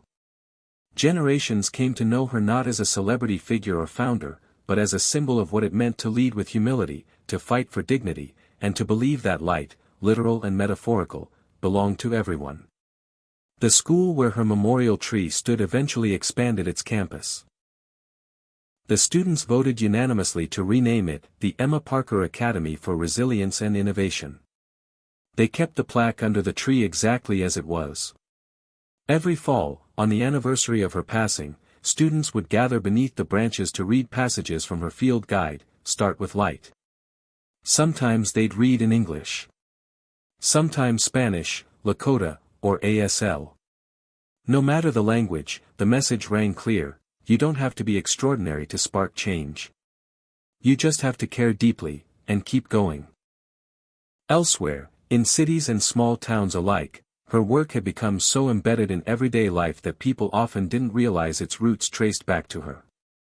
The modular solar panels she helped design had become standard features on new homes across dozens of states. Emergency response systems in hurricane and wildfire zones were now backed by microgrids modeled after Solara's early prototypes. Even the national electric curriculum for high schools, mandatory in 41 states, was developed with frameworks she had sketched in the margins of her notebooks. The Spark Project, once just a loose collective of dreamers, had become a global movement. What began as American solar empowerment had inspired similar efforts in South Africa, the Philippines, Chile, and parts of Eastern Europe. These weren't charity-based exports, they were locally led, community-built systems. When the leaders of these networks spoke of their inspirations, they always mentioned Emma Parker. Not as a savior, but as a kindred spirit who proved that the starting point didn't have to be power or privilege. It just had to be purpose. At the United Nations Centennial Conference on Climate and Equity, a young delegate from Nairobi quoted Emma's final speech. "You don't need to have all the answers. Just stay curious. Stay kind. Stay stubborn." The words earned a standing ovation, not because they were new, but because they had survived the test of time. One of the most enduring parts of her legacy came not through policy or invention, but through people. The first generation of Solara employees had gone on to shape the world in unpredictable ways. Jenna's daughters became climate journalists. Matt's protege started a national network of recovery-powered cooperatives. Keisha, now a seasoned senator, pushed for the largest investment in community-owned infrastructure in U.S. history. And credited her political awakening to a single solar kit sent to her neighborhood decades earlier. And then there were the stories no one televised. The rural grandmother in Georgia who started teaching solar wiring to her grandkids in the backyard. The formerly incarcerated man in Texas who launched a solar-powered food truck that fed both stomachs and hope. The sixth grader in Nebraska who won a science fair with a mini microgrid and ended her speech with, "Thank you, Emma. I read your book 3 times." At the Emma Parker Archives in Austin, preserved in a sunlit room lined with cedar and bookshelves, visitors could see the evolution of her thoughts. Sketches drawn on napkins. Letters from mothers, engineers, and inmates. Her original pitch deck for Solara, just 10 slides, half of them quotes about light. Her journals were the most popular items. Page after page in her looping handwriting, filled with questions. Why is trust so fragile? How do you scale dignity? Is failure only final when we stop showing up?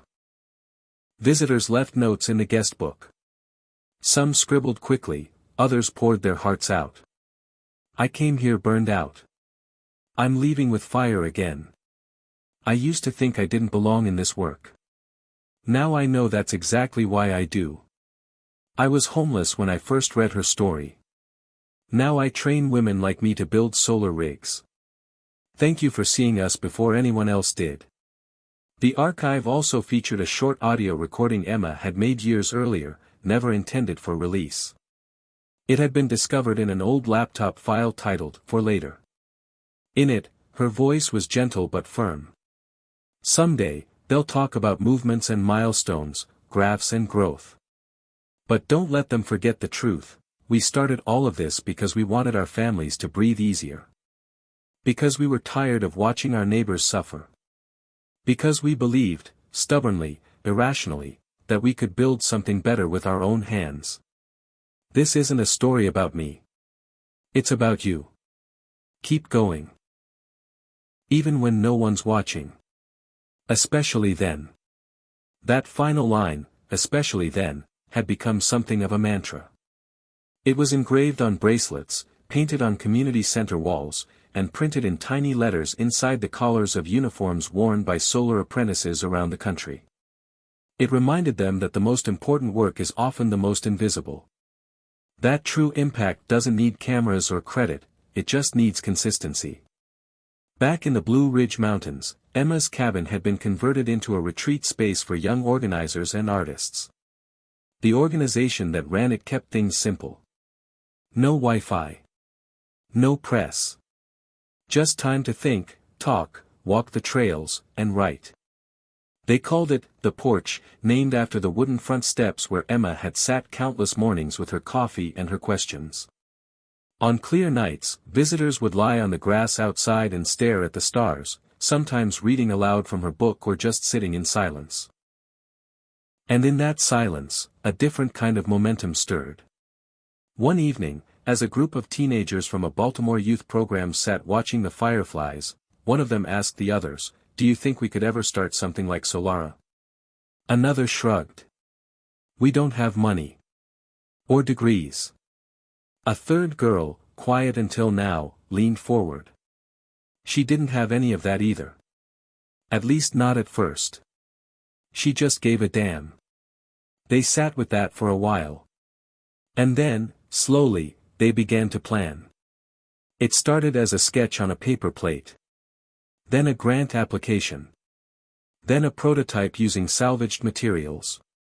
Within 3 years, the team launched an organization called Spark Street, community-run pop-up hubs that provided free power, water, and digital access in underserved neighborhoods.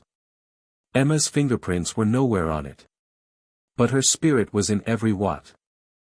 By the 100th anniversary of Solara's founding, people around the world gathered to celebrate, not the woman alone, but what had been born through her, a belief that when people are trusted, resourced, and reminded of their worth, they rise. At that celebration, held simultaneously in 50 countries, no one wore suits or staged big speeches. Instead, they shared stories, built things together, and passed around journals like Emma's, filled with questions rather than declarations. And when the final light display lit up the night sky, millions of solar lanterns released all at once across time zones, it was less a tribute and more a transmission. From one generation to the next. From doubt to action. From spark to fire. Because the future of America, and of the world, had always belonged to those who believed not just in innovation, but in each other. Emma Parker never claimed to know how it would all unfold. She just believed in starting. With light. Of all the legacies Emma Parker left behind, perhaps the most remarkable was not in the physical things, the solar grids, the community centers, the textbooks, but in the emotional courage she passed down to a world that had, for too long, been taught to expect too little of itself. She didn't just help people imagine a different America, she helped them believe they could build it. Brick by brick. Block by block. Panel by panel. And in the years that followed, as old systems fell and new models took root, it became clear that her influence had transcended even the borders of the nation she once sought to change. In 2083, long after her death, an international coalition of educators and social reformers launched the Parker Principles, a global framework for sustainable leadership and community-first design, based on Emma's writings, recorded teachings, and the projects that bore her fingerprints. The first principle. Lead without ego. The second. Scale only what serves. The last. Never forget who you were before anyone believed in you. The Parker Principles were taught in universities, but also in prisons, juvenile detention centers, refugee camps, and urban co-ops.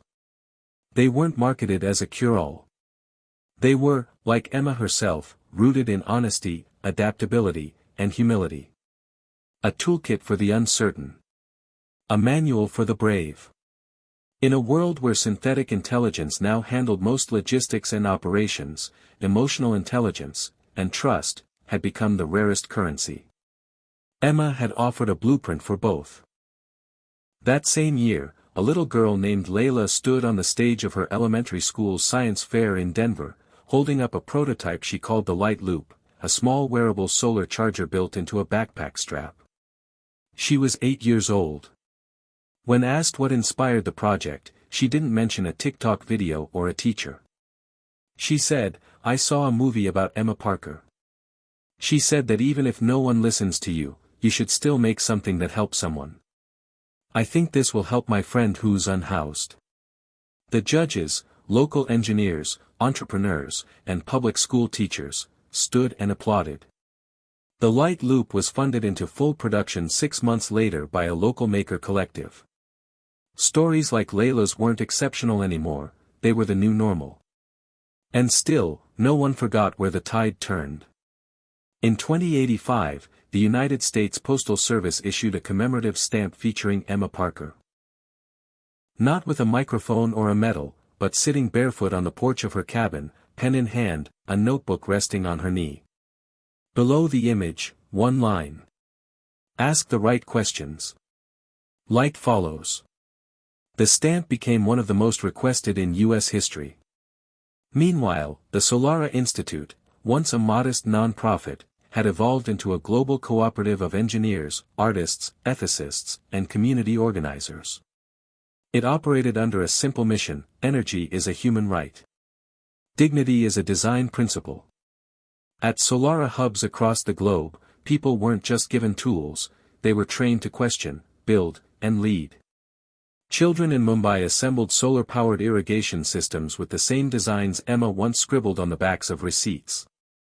Elders in Greenland used modified microgrids to maintain traditional fishing villages with minimal environmental impact. Former oil workers in the Gulf Coast now taught apprenticeships in clean energy transition. And many still kept faded copies of Start with Light tucked in their lockers. In rural Montana, a Solara student-turned-community leader named Rafi opened a microlibrary powered entirely by wind and solar. When interviewed, Rafi smiled and said, "I never met Emma Parker. But I feel like I carry her voice every time someone asks me, can I really do this? And I get to say, yeah. You can. Start with what you've got." In Washington, D.C., a permanent memorial to the clean transition movement was installed on the National Mall. Not a statue, but a public solar garden, open 24/7, no fences, with benches, charging stations, and poetry engraved in the walkways. At the center stood a simple plaque with Emma's name and the years she lived. The quote beneath it was not about energy. It was about endurance. Keep showing up. Even when the light is low. Especially then. Students visiting the site often left flowers, handwritten notes, or tiny DIY solar panels beside the benches. For many, visiting that garden wasn't just an act of tribute, it was a moment of commitment. A silent pledge to keep going. In 2090, the United Nations Annual Climate Report named the Solara method one of the 5 most effective models for distributed, community-based sustainability in modern history. Not because it was the most advanced, but because it was replicable. People could make it their own. And they did.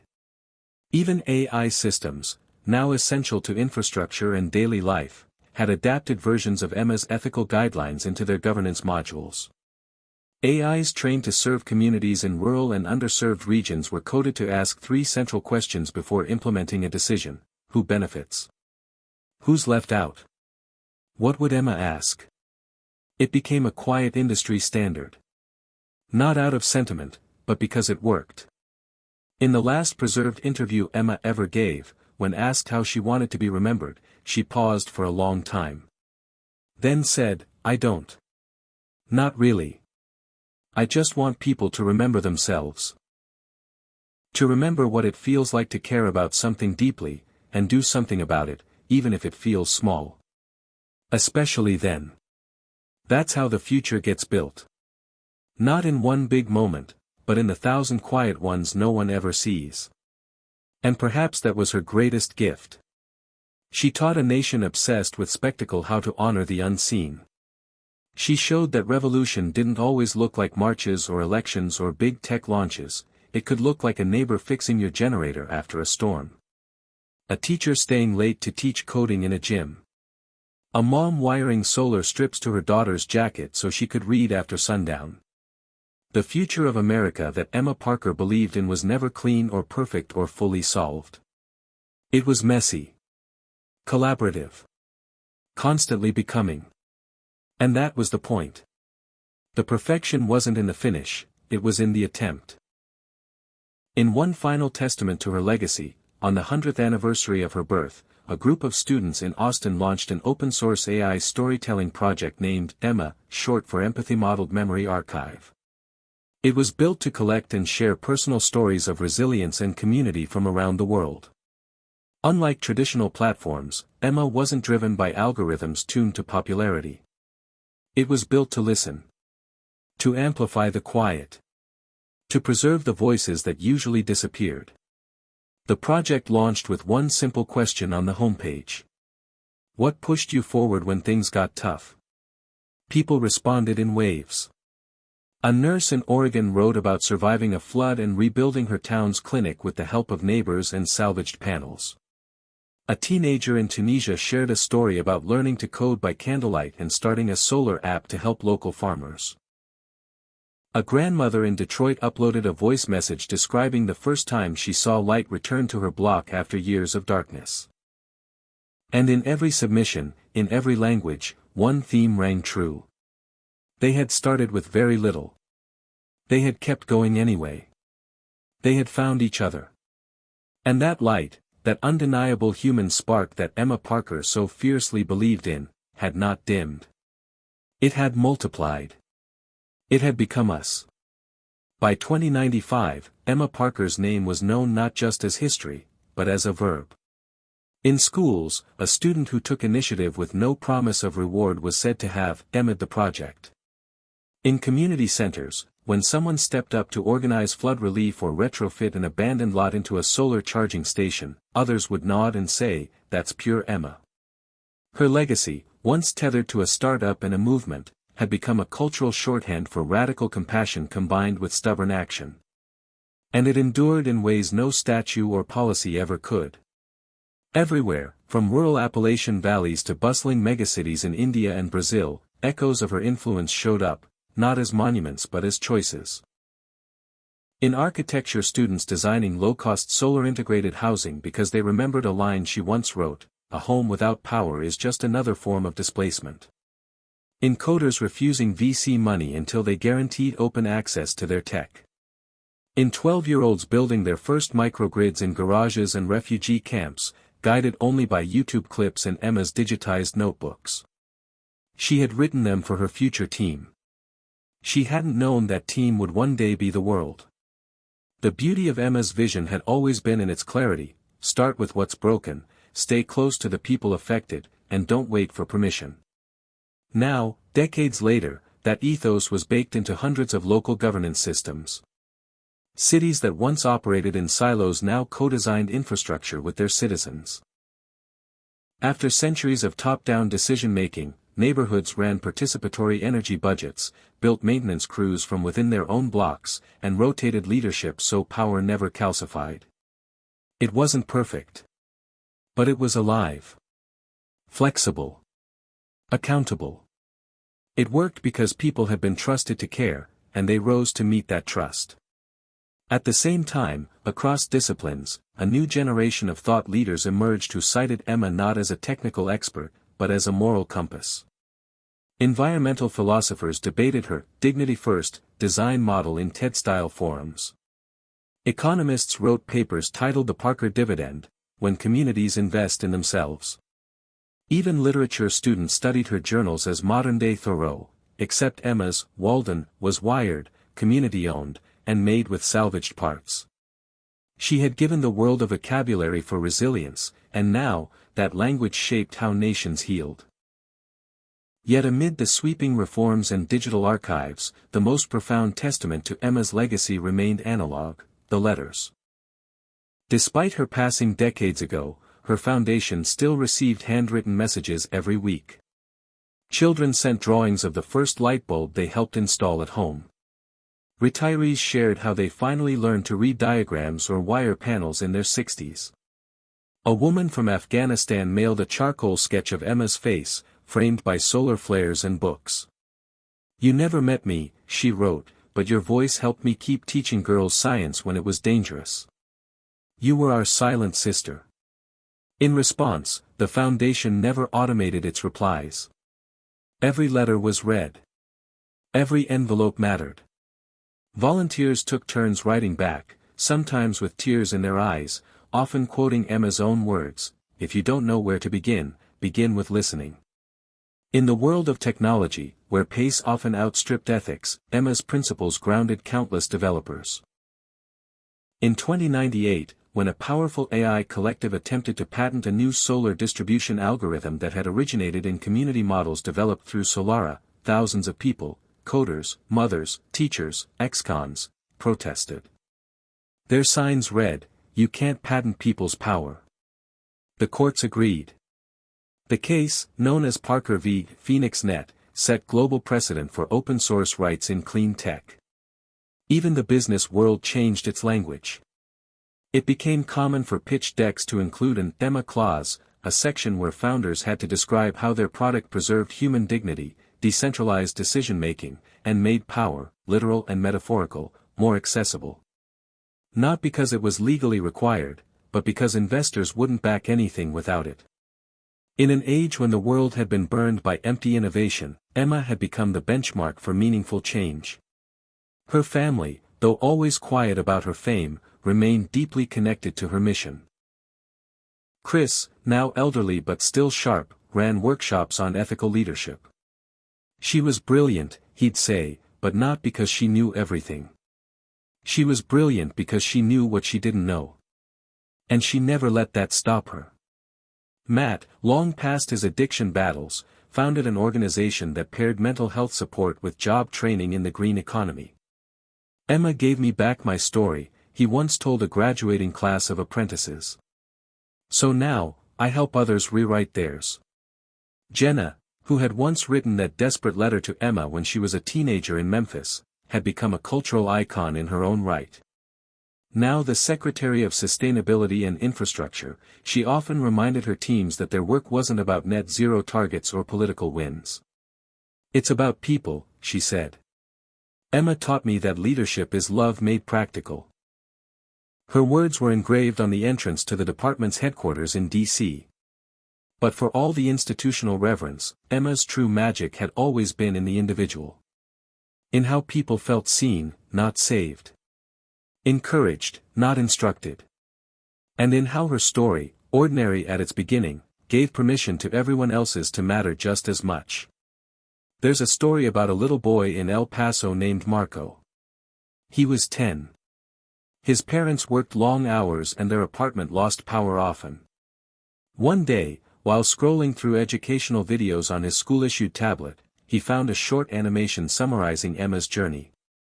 It ended with her quote, "You can't wait to be ready. You have to start with what you have." Marco took it literally. He found a busted toy car, salvaged a solar-powered calculator from a trash bin, and watched a dozen videos until he figured out how to connect the two. The result was clumsy but functional. It powered a small LED for 2 hours. He called it, "My Emma Light." A local maker space saw his video. They offered him a scholarship.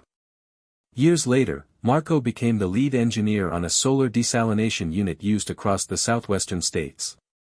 In his first press interview, he said, "I didn't grow up thinking I could change anything. Then I saw her story, and I thought, maybe I don't have to change the world. Maybe I can just help one part of it shine better." That's what she did. By the year 2100, the world marked what would have been Emma's 121st birthday. In celebration, communities across the globe turned off their main grids for one night. They lit their towns and cities solely with locally produced energy, rooftop solar, wind, kinetic, geothermal, and more. It was called the Night of Our Own Light. In cities like Lagos, Chicago, Wellington, and Dhaka, people held street festivals, read poetry, cooked by shared fires, and remembered the woman who had once asked, "What if the future wasn't something we waited for, but something we built block by block?" That night, the Earth's satellite network picked up something extraordinary. A patchwork of light, uneven but unmistakable, visible from orbit, homes, shelters, schools, and fields all glowing softly with self-made power. Not because a government told them to, but because the people chose to. In a small town in North Carolina, an 11-year-old girl named Ava stood on her rooftop beside her mother. They'd wired the panel themselves. She looked up at the stars, then down at the light on her porch, and whispered, "Thank you, Emma." Somewhere, maybe that was enough. Because in the end, Emma Parker's greatest invention wasn't a panel, or a microgrid, or a nonprofit. It was belief. That people, when seen, trusted, and resourced, could do extraordinary things. Not alone, but together. And that was the story America needed. Not one of perfection, but of perseverance. Not one of arrival, but of becoming. Not one of waiting, but of starting. With light. In the early 22nd century, Emma Parker's story had become woven into the very fabric of American identity, a blueprint rather than a relic, a living tradition rather than a closed chapter. Her influence rippled through every corner of society, from urban co-ops in Detroit to smallholder farms in Iowa, from tribal microgrids in Montana to refugee settlements in Arizona. What began as a single voice shouting into the void had become a chorus, and each voice carried forward her most important lesson: you don't need fame or fortune to make a difference. You just need to begin, with light. Schools everywhere taught the Parker principles.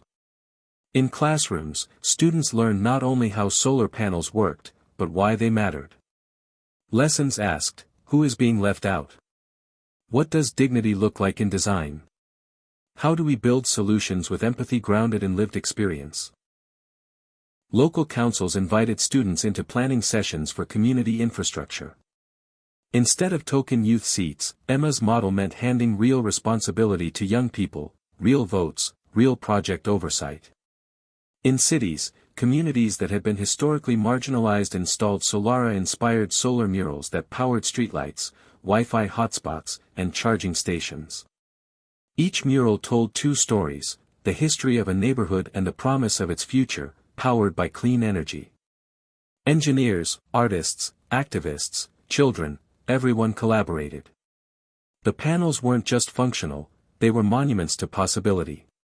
In the tech world, founders still wrote an Emma clause into business plans, promising transparency, ethical supply chains, and community ownership. Investors who refused to include these clauses were no longer taken seriously. Startups pitched pitch decks that began not with financial projections but with local stories. A displaced grandmother in Tulsa, a school in West Virginia, a farmer in San Diego, the people their project would serve. Within government, legislative frameworks continued to lean on her model. When disaster struck, hurricanes, floods, fires, response teams used distributed grid templates first piloted by Solara. FEMA offices replicated community-first solar response units. Policy forums cited her field guide as much as legal texts. Citizenship itself changed, community clean energy assemblies convened regularly, making budget decisions and overseeing infrastructure right alongside city councils. Even in AI design, Emma's influence endured. AI platforms for community planning asked, are you centering people? Are you checking for unintended consequences? How are you distributing power, literally and figuratively? Decision-makers across tech, government, and non-profit sectors internalized these as foundational questions. The legacy she left wasn't perfection. There were still crises, supply chain shocks, climate emergencies, political upheavals. But responses were local, agile, grounded. People built resilience from within instead of waiting for permission. Trust no longer came from institutions, it came from neighbors. And neighbors trusted because they remembered someone had believed in them first. At the Emma Parker Archives in Austin, now a bustling center of learning, future generations studied her notebooks, video speeches, and collected letters from around the world. Visitors could join workshops on how to launch neighborhood energy cooperatives, mentor school groups, or adapt the Parker principles for their own communities. The archives were interactive. Participants added their own stories, projects, and reflections, becoming part of the living legacy rather than passive observers. In homes across America, the phrase, "start with light," still held power. It meant more than flipping a switch, it meant starting small, beginning ethically, listening first, and acting to serve others. That spirit shaped neighbors helping neighbors after storms, school clubs building solar rigs, executives adjusting supply chains to protect worker dignity, legislators drafting laws that elevated throttle voices over boardroom profits. People still told her stories, stories Emma never witnessed but made possible. Like the teacher in Minneapolis who retrofitted her bus to run on community-donated solar power, bringing Wi-Fi and tutoring to students during summer break. Or the grandmother in rural Maine who wired her shed from scratch so her grandson could experiment after school, even when the power failed across their town. Each story carried a spark. Each spark traced back to Emma's own commitment to resilience and humanity. The annual Night of Our Own Light celebration had become a ritual not just in America, but globally. Lights powered locally, communities host night markets, potlucks, storytelling. It wasn't just symbolic. It was proof that communities could generate power, connection, and hope from within. In her own old cabin in the Blue Ridge Mountains, a simple room was set aside as a writing retreat for storytellers who worked in invisibility, community leaders, organizers, therapists, teachers, parents. They came to the porch, the same place Emma once wrote by hand, to work without fanfare. Walls were hung with quotes, especially then. Dignity is a design principle. Lead without ego. Overnight, they submitted drafts from the porch desk into the shared archives, answering for themselves, what pushed you forward when things got tough? On the bicentennial of her birth, schools held read-alouds of her essays. Engineering and literature schools hosted debates on the ethics of tech, quoting Emma's question, who benefits? Who's left out? During a broadcasted panel, a young student vigorously argued, we should honor her by not stopping, by each of us keeping our questions alive. And maybe that was the most fitting legacy, not beliefs, not citations, not stamps, though there were many, but continuity. Emma Parker's life began with the question, what if you suddenly lost everything and had no one by your side? And she answered it not with a grand gesture but with persistence. With light. With community. The future of America, and perhaps the world, didn't belong to one person or one policy. It belonged to every person who, when the world told them no, decided to try anyway. Emma didn't foresee skyscrapers of solar arrays or multinational legislation. She foresaw people rising. And in the years following her life, that vision proved true. One spark became many. A country learned to carry its own light. Communities carried each other. And communities that learned to carry each other had power, literal, emotional, ethical, transformative. Still, no one put Emma's name on every school or built a massive museum. Because to do so would miss the point. Her legacy wasn't meant to be put on display, it was meant to live through others. And so, one winter evening, 2 centuries after her birth, a young teacher in a small school in Vermont closed class by asking her students, what do you want to build? A student replied, light. Another, community. Another, trust. The teacher smiled and said, then start now. And somewhere, not far away, Emma Parker's legacy was watching. The 22nd century had not arrived quietly. America, like much of the world, had been reshaped by rolling climate events, demographic shifts, and the long, uneven transformation from extractive industry to regenerative systems. But unlike in earlier generations, where fear often governed the response, a new cultural instinct had taken hold, when things broke, people asked how can we fix it together, not who do we blame. That instinct didn't come from policy alone. It was cultivated, practiced, modeled. And more often than not, when someone dug back far enough to find the root of that mindset, they found themselves in the shadow of a name written in tiny lettering on the corner of a solar rig, or in the preface of a workbook, or engraved into the bench of a community center: Emma Parker. At the Parker Legacy Summit held in Chicago, a gathering of social innovators, builders, healers, and educators from over 80 nations, no one spoke from a stage. Instead, breakout sessions lined the streets. Youth set up booths in shipping containers, on sidewalks, and in buses converted into classrooms. The theme was simple: what's next? It wasn't a nostalgic look back, but a bold reaching forward. One teenager from Atlanta shared a project that turned decomposing food waste into solar-accelerated compost, then used that energy to heat tents in transitional housing. Another from Montreal unveiled a floating classroom that taught shoreline communities how to build waterproof solar kits. They all credited Emma not with inventing the tools, but with giving them permission to dream. Permission. That was the word that came up again and again in the stories told that day. Emma had granted an entire generation of Americans permission to matter, even when they came from places the world called left behind. She hadn't asked them to be saviors or experts. She asked them to care, and then to act in ways that proved that care could be a force of construction, not just protest. In Denver, a public high school named for Emma hosted its annual Failure Fair, where students presented not successful projects but those that didn't work, yet still taught them something crucial. Parents, teachers, and mentors crowded into gym bleachers to hear kids explain why their idea to build low-cost solar drones failed due to wind load miscalculations, or why a community charging station fell short due to underestimating battery degradation.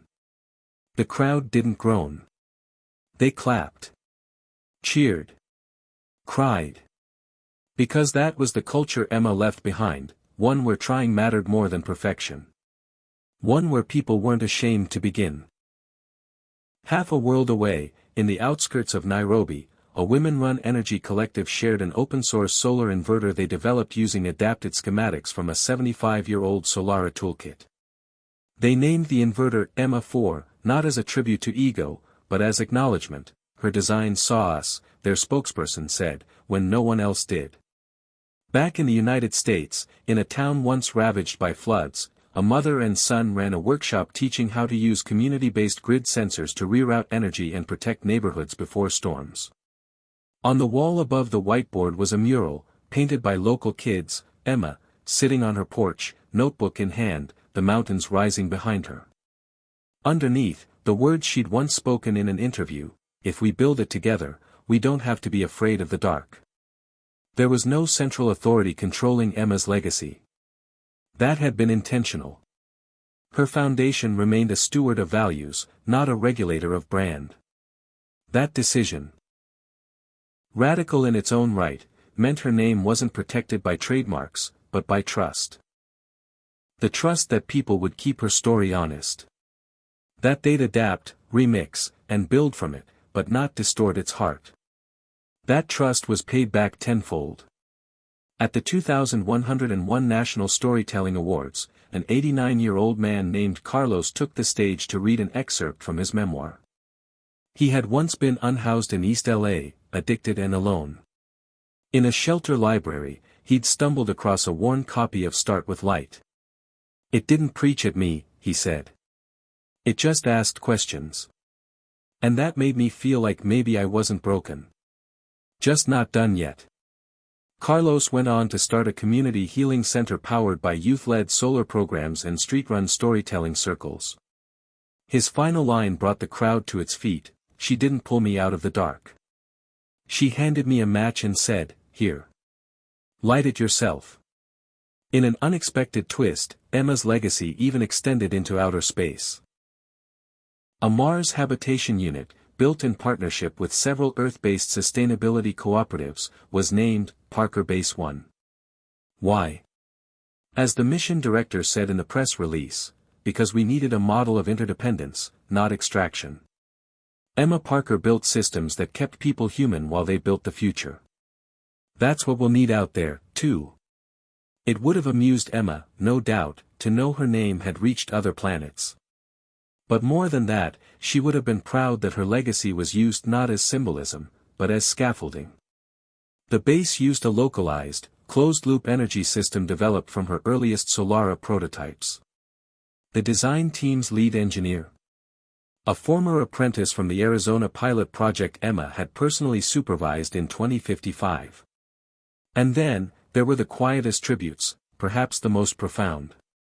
In neighborhoods across America, elderly residents still swept the sidewalks under Solara street lamps at dusk. Children left light notes for neighbors, handwritten letters clipped to charging kiosks, thanking people for sharing electricity when grids faltered. Street musicians played beneath solar-lit arches inscribed with her most famous quote, "Even when the light is low, especially then." One summer night in Vermont, a community theater group performed a stage adaptation of Emma's life using no artificial light. Just solar jars. The production ended with a blackout. Complete silence. Then one voice in the dark, a child, spoke the final line. It wasn't about the panels. It was about us. And then, one by one, audience members raised their own solar jars, brought from home. The amphitheater glowed in warm, quiet light. No spotlight. No curtain. Just the unmistakable feeling that something sacred had passed between them. That a life lived in service of others had ignited a revolution, not of tech, but of trust. As the show ended, a note printed on the program summarized Emma's enduring impact better than any monument could. This isn't a story about one woman. It's a story about what happens when someone believes in you before you believe in yourself. If you've ever picked up a broken thing and tried to make it useful again, this story is yours now. Pass it on. And people did. They passed it on in barbershops and classrooms, on TikToks and message boards, in shelters and farms and co-ops and care homes. Her story lived in action, in the hand offered, the question asked, the step taken when the outcome was still unknown. Emma Parker, the woman who began with nothing but questions and a broken generator, didn't become a savior. She became a mirror, showing us what we already had. The will. The care. The community. And in doing so, she sparked something greater than electricity. She sparked belief. And from that belief, America, fractured, flammable, beautiful, unfinished, lit a new way forward. Together. Here is the final 1,500-word continuation and conclusion for the story. Elon Musk just said what everyone's thinking about the future of America, wrapping up Emma Parker's journey and tying back to the opening themes with reflection and a powerful closing message. In the quiet moments after the Parker Legacy Summit, as the crowds dispersed and the vibrant energy settled into a steady hum, Emma's closest surviving friend, Marcus, sat on a worn bench in Millennium Park.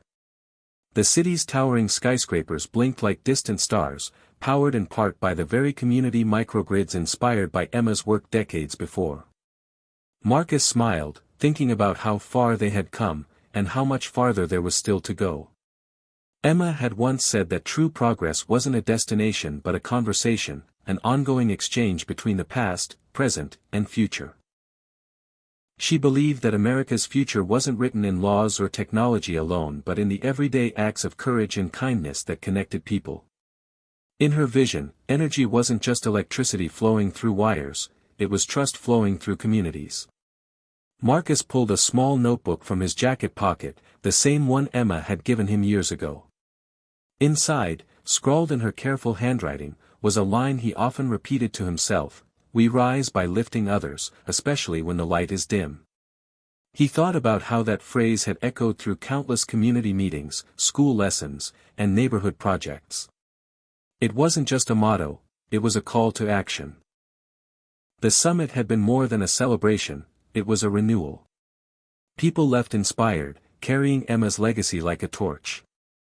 They understood that the future of America was not the vision of a single entrepreneur or politician but the shared effort of many hands and hearts. That realization was, perhaps, Emma's greatest gift. Back in her childhood town, now a vibrant hub of sustainable living, Emma's family gathered around a dinner table, sharing stories that had been told and retold for generations. Her niece, Maya, who had grown up learning from Emma's example, raised a glass. To Aunt Emma, she said softly, who showed us that even the smallest light can change the darkest night. Everyone echoed the toast, their voices a chorus of gratitude. Emma's life had been marked by loss and hardship, but also by resilience and hope. She never sought fame or fortune, only to create systems that empowered others to find their own strength. As America moved forward, grappling with new challenges and opportunities, her story remained a beacon, a reminder that progress was most meaningful when it lifted everyone. In classrooms across the nation, teachers incorporated Emma's principles into their curricula, encouraging students to ask difficult questions and seek solutions grounded in empathy and justice. Children learned not just about solar panels and grids but about the power of community and the importance of listening. Emma's story inspired a generation to believe that they could shape their own futures, no matter where they came from. The spirit of Emma Parker lived on in countless ways, in the solar-powered homes dotting rural landscapes, in urban gardens thriving beneath solar canopies, in the cooperative businesses that prioritized people over profits. Each project, each act of kindness, each innovation was a thread in the tapestry she had helped weave. As the sun set over the horizon, casting golden light over a nation still healing and growing, Marcus reflected on the journey they had all taken. The future of America was not certain, but it was full of promise because it was built on a foundation of care, collaboration, and courage. Emma Parker's story was not just history, it was a living, breathing force, one that would continue to inspire, challenge, and guide generations to come. And as long as people remembered to start with light, to lift each other up when the night seemed darkest, that force would never fade. Because in the end, the future was not something to be predicted or controlled, it was something to be created, together. Hit subscribe and leave a comment with where you're watching from. This story might just spark a new beginning. What's one thing that always pushes you forward, even when things get tough?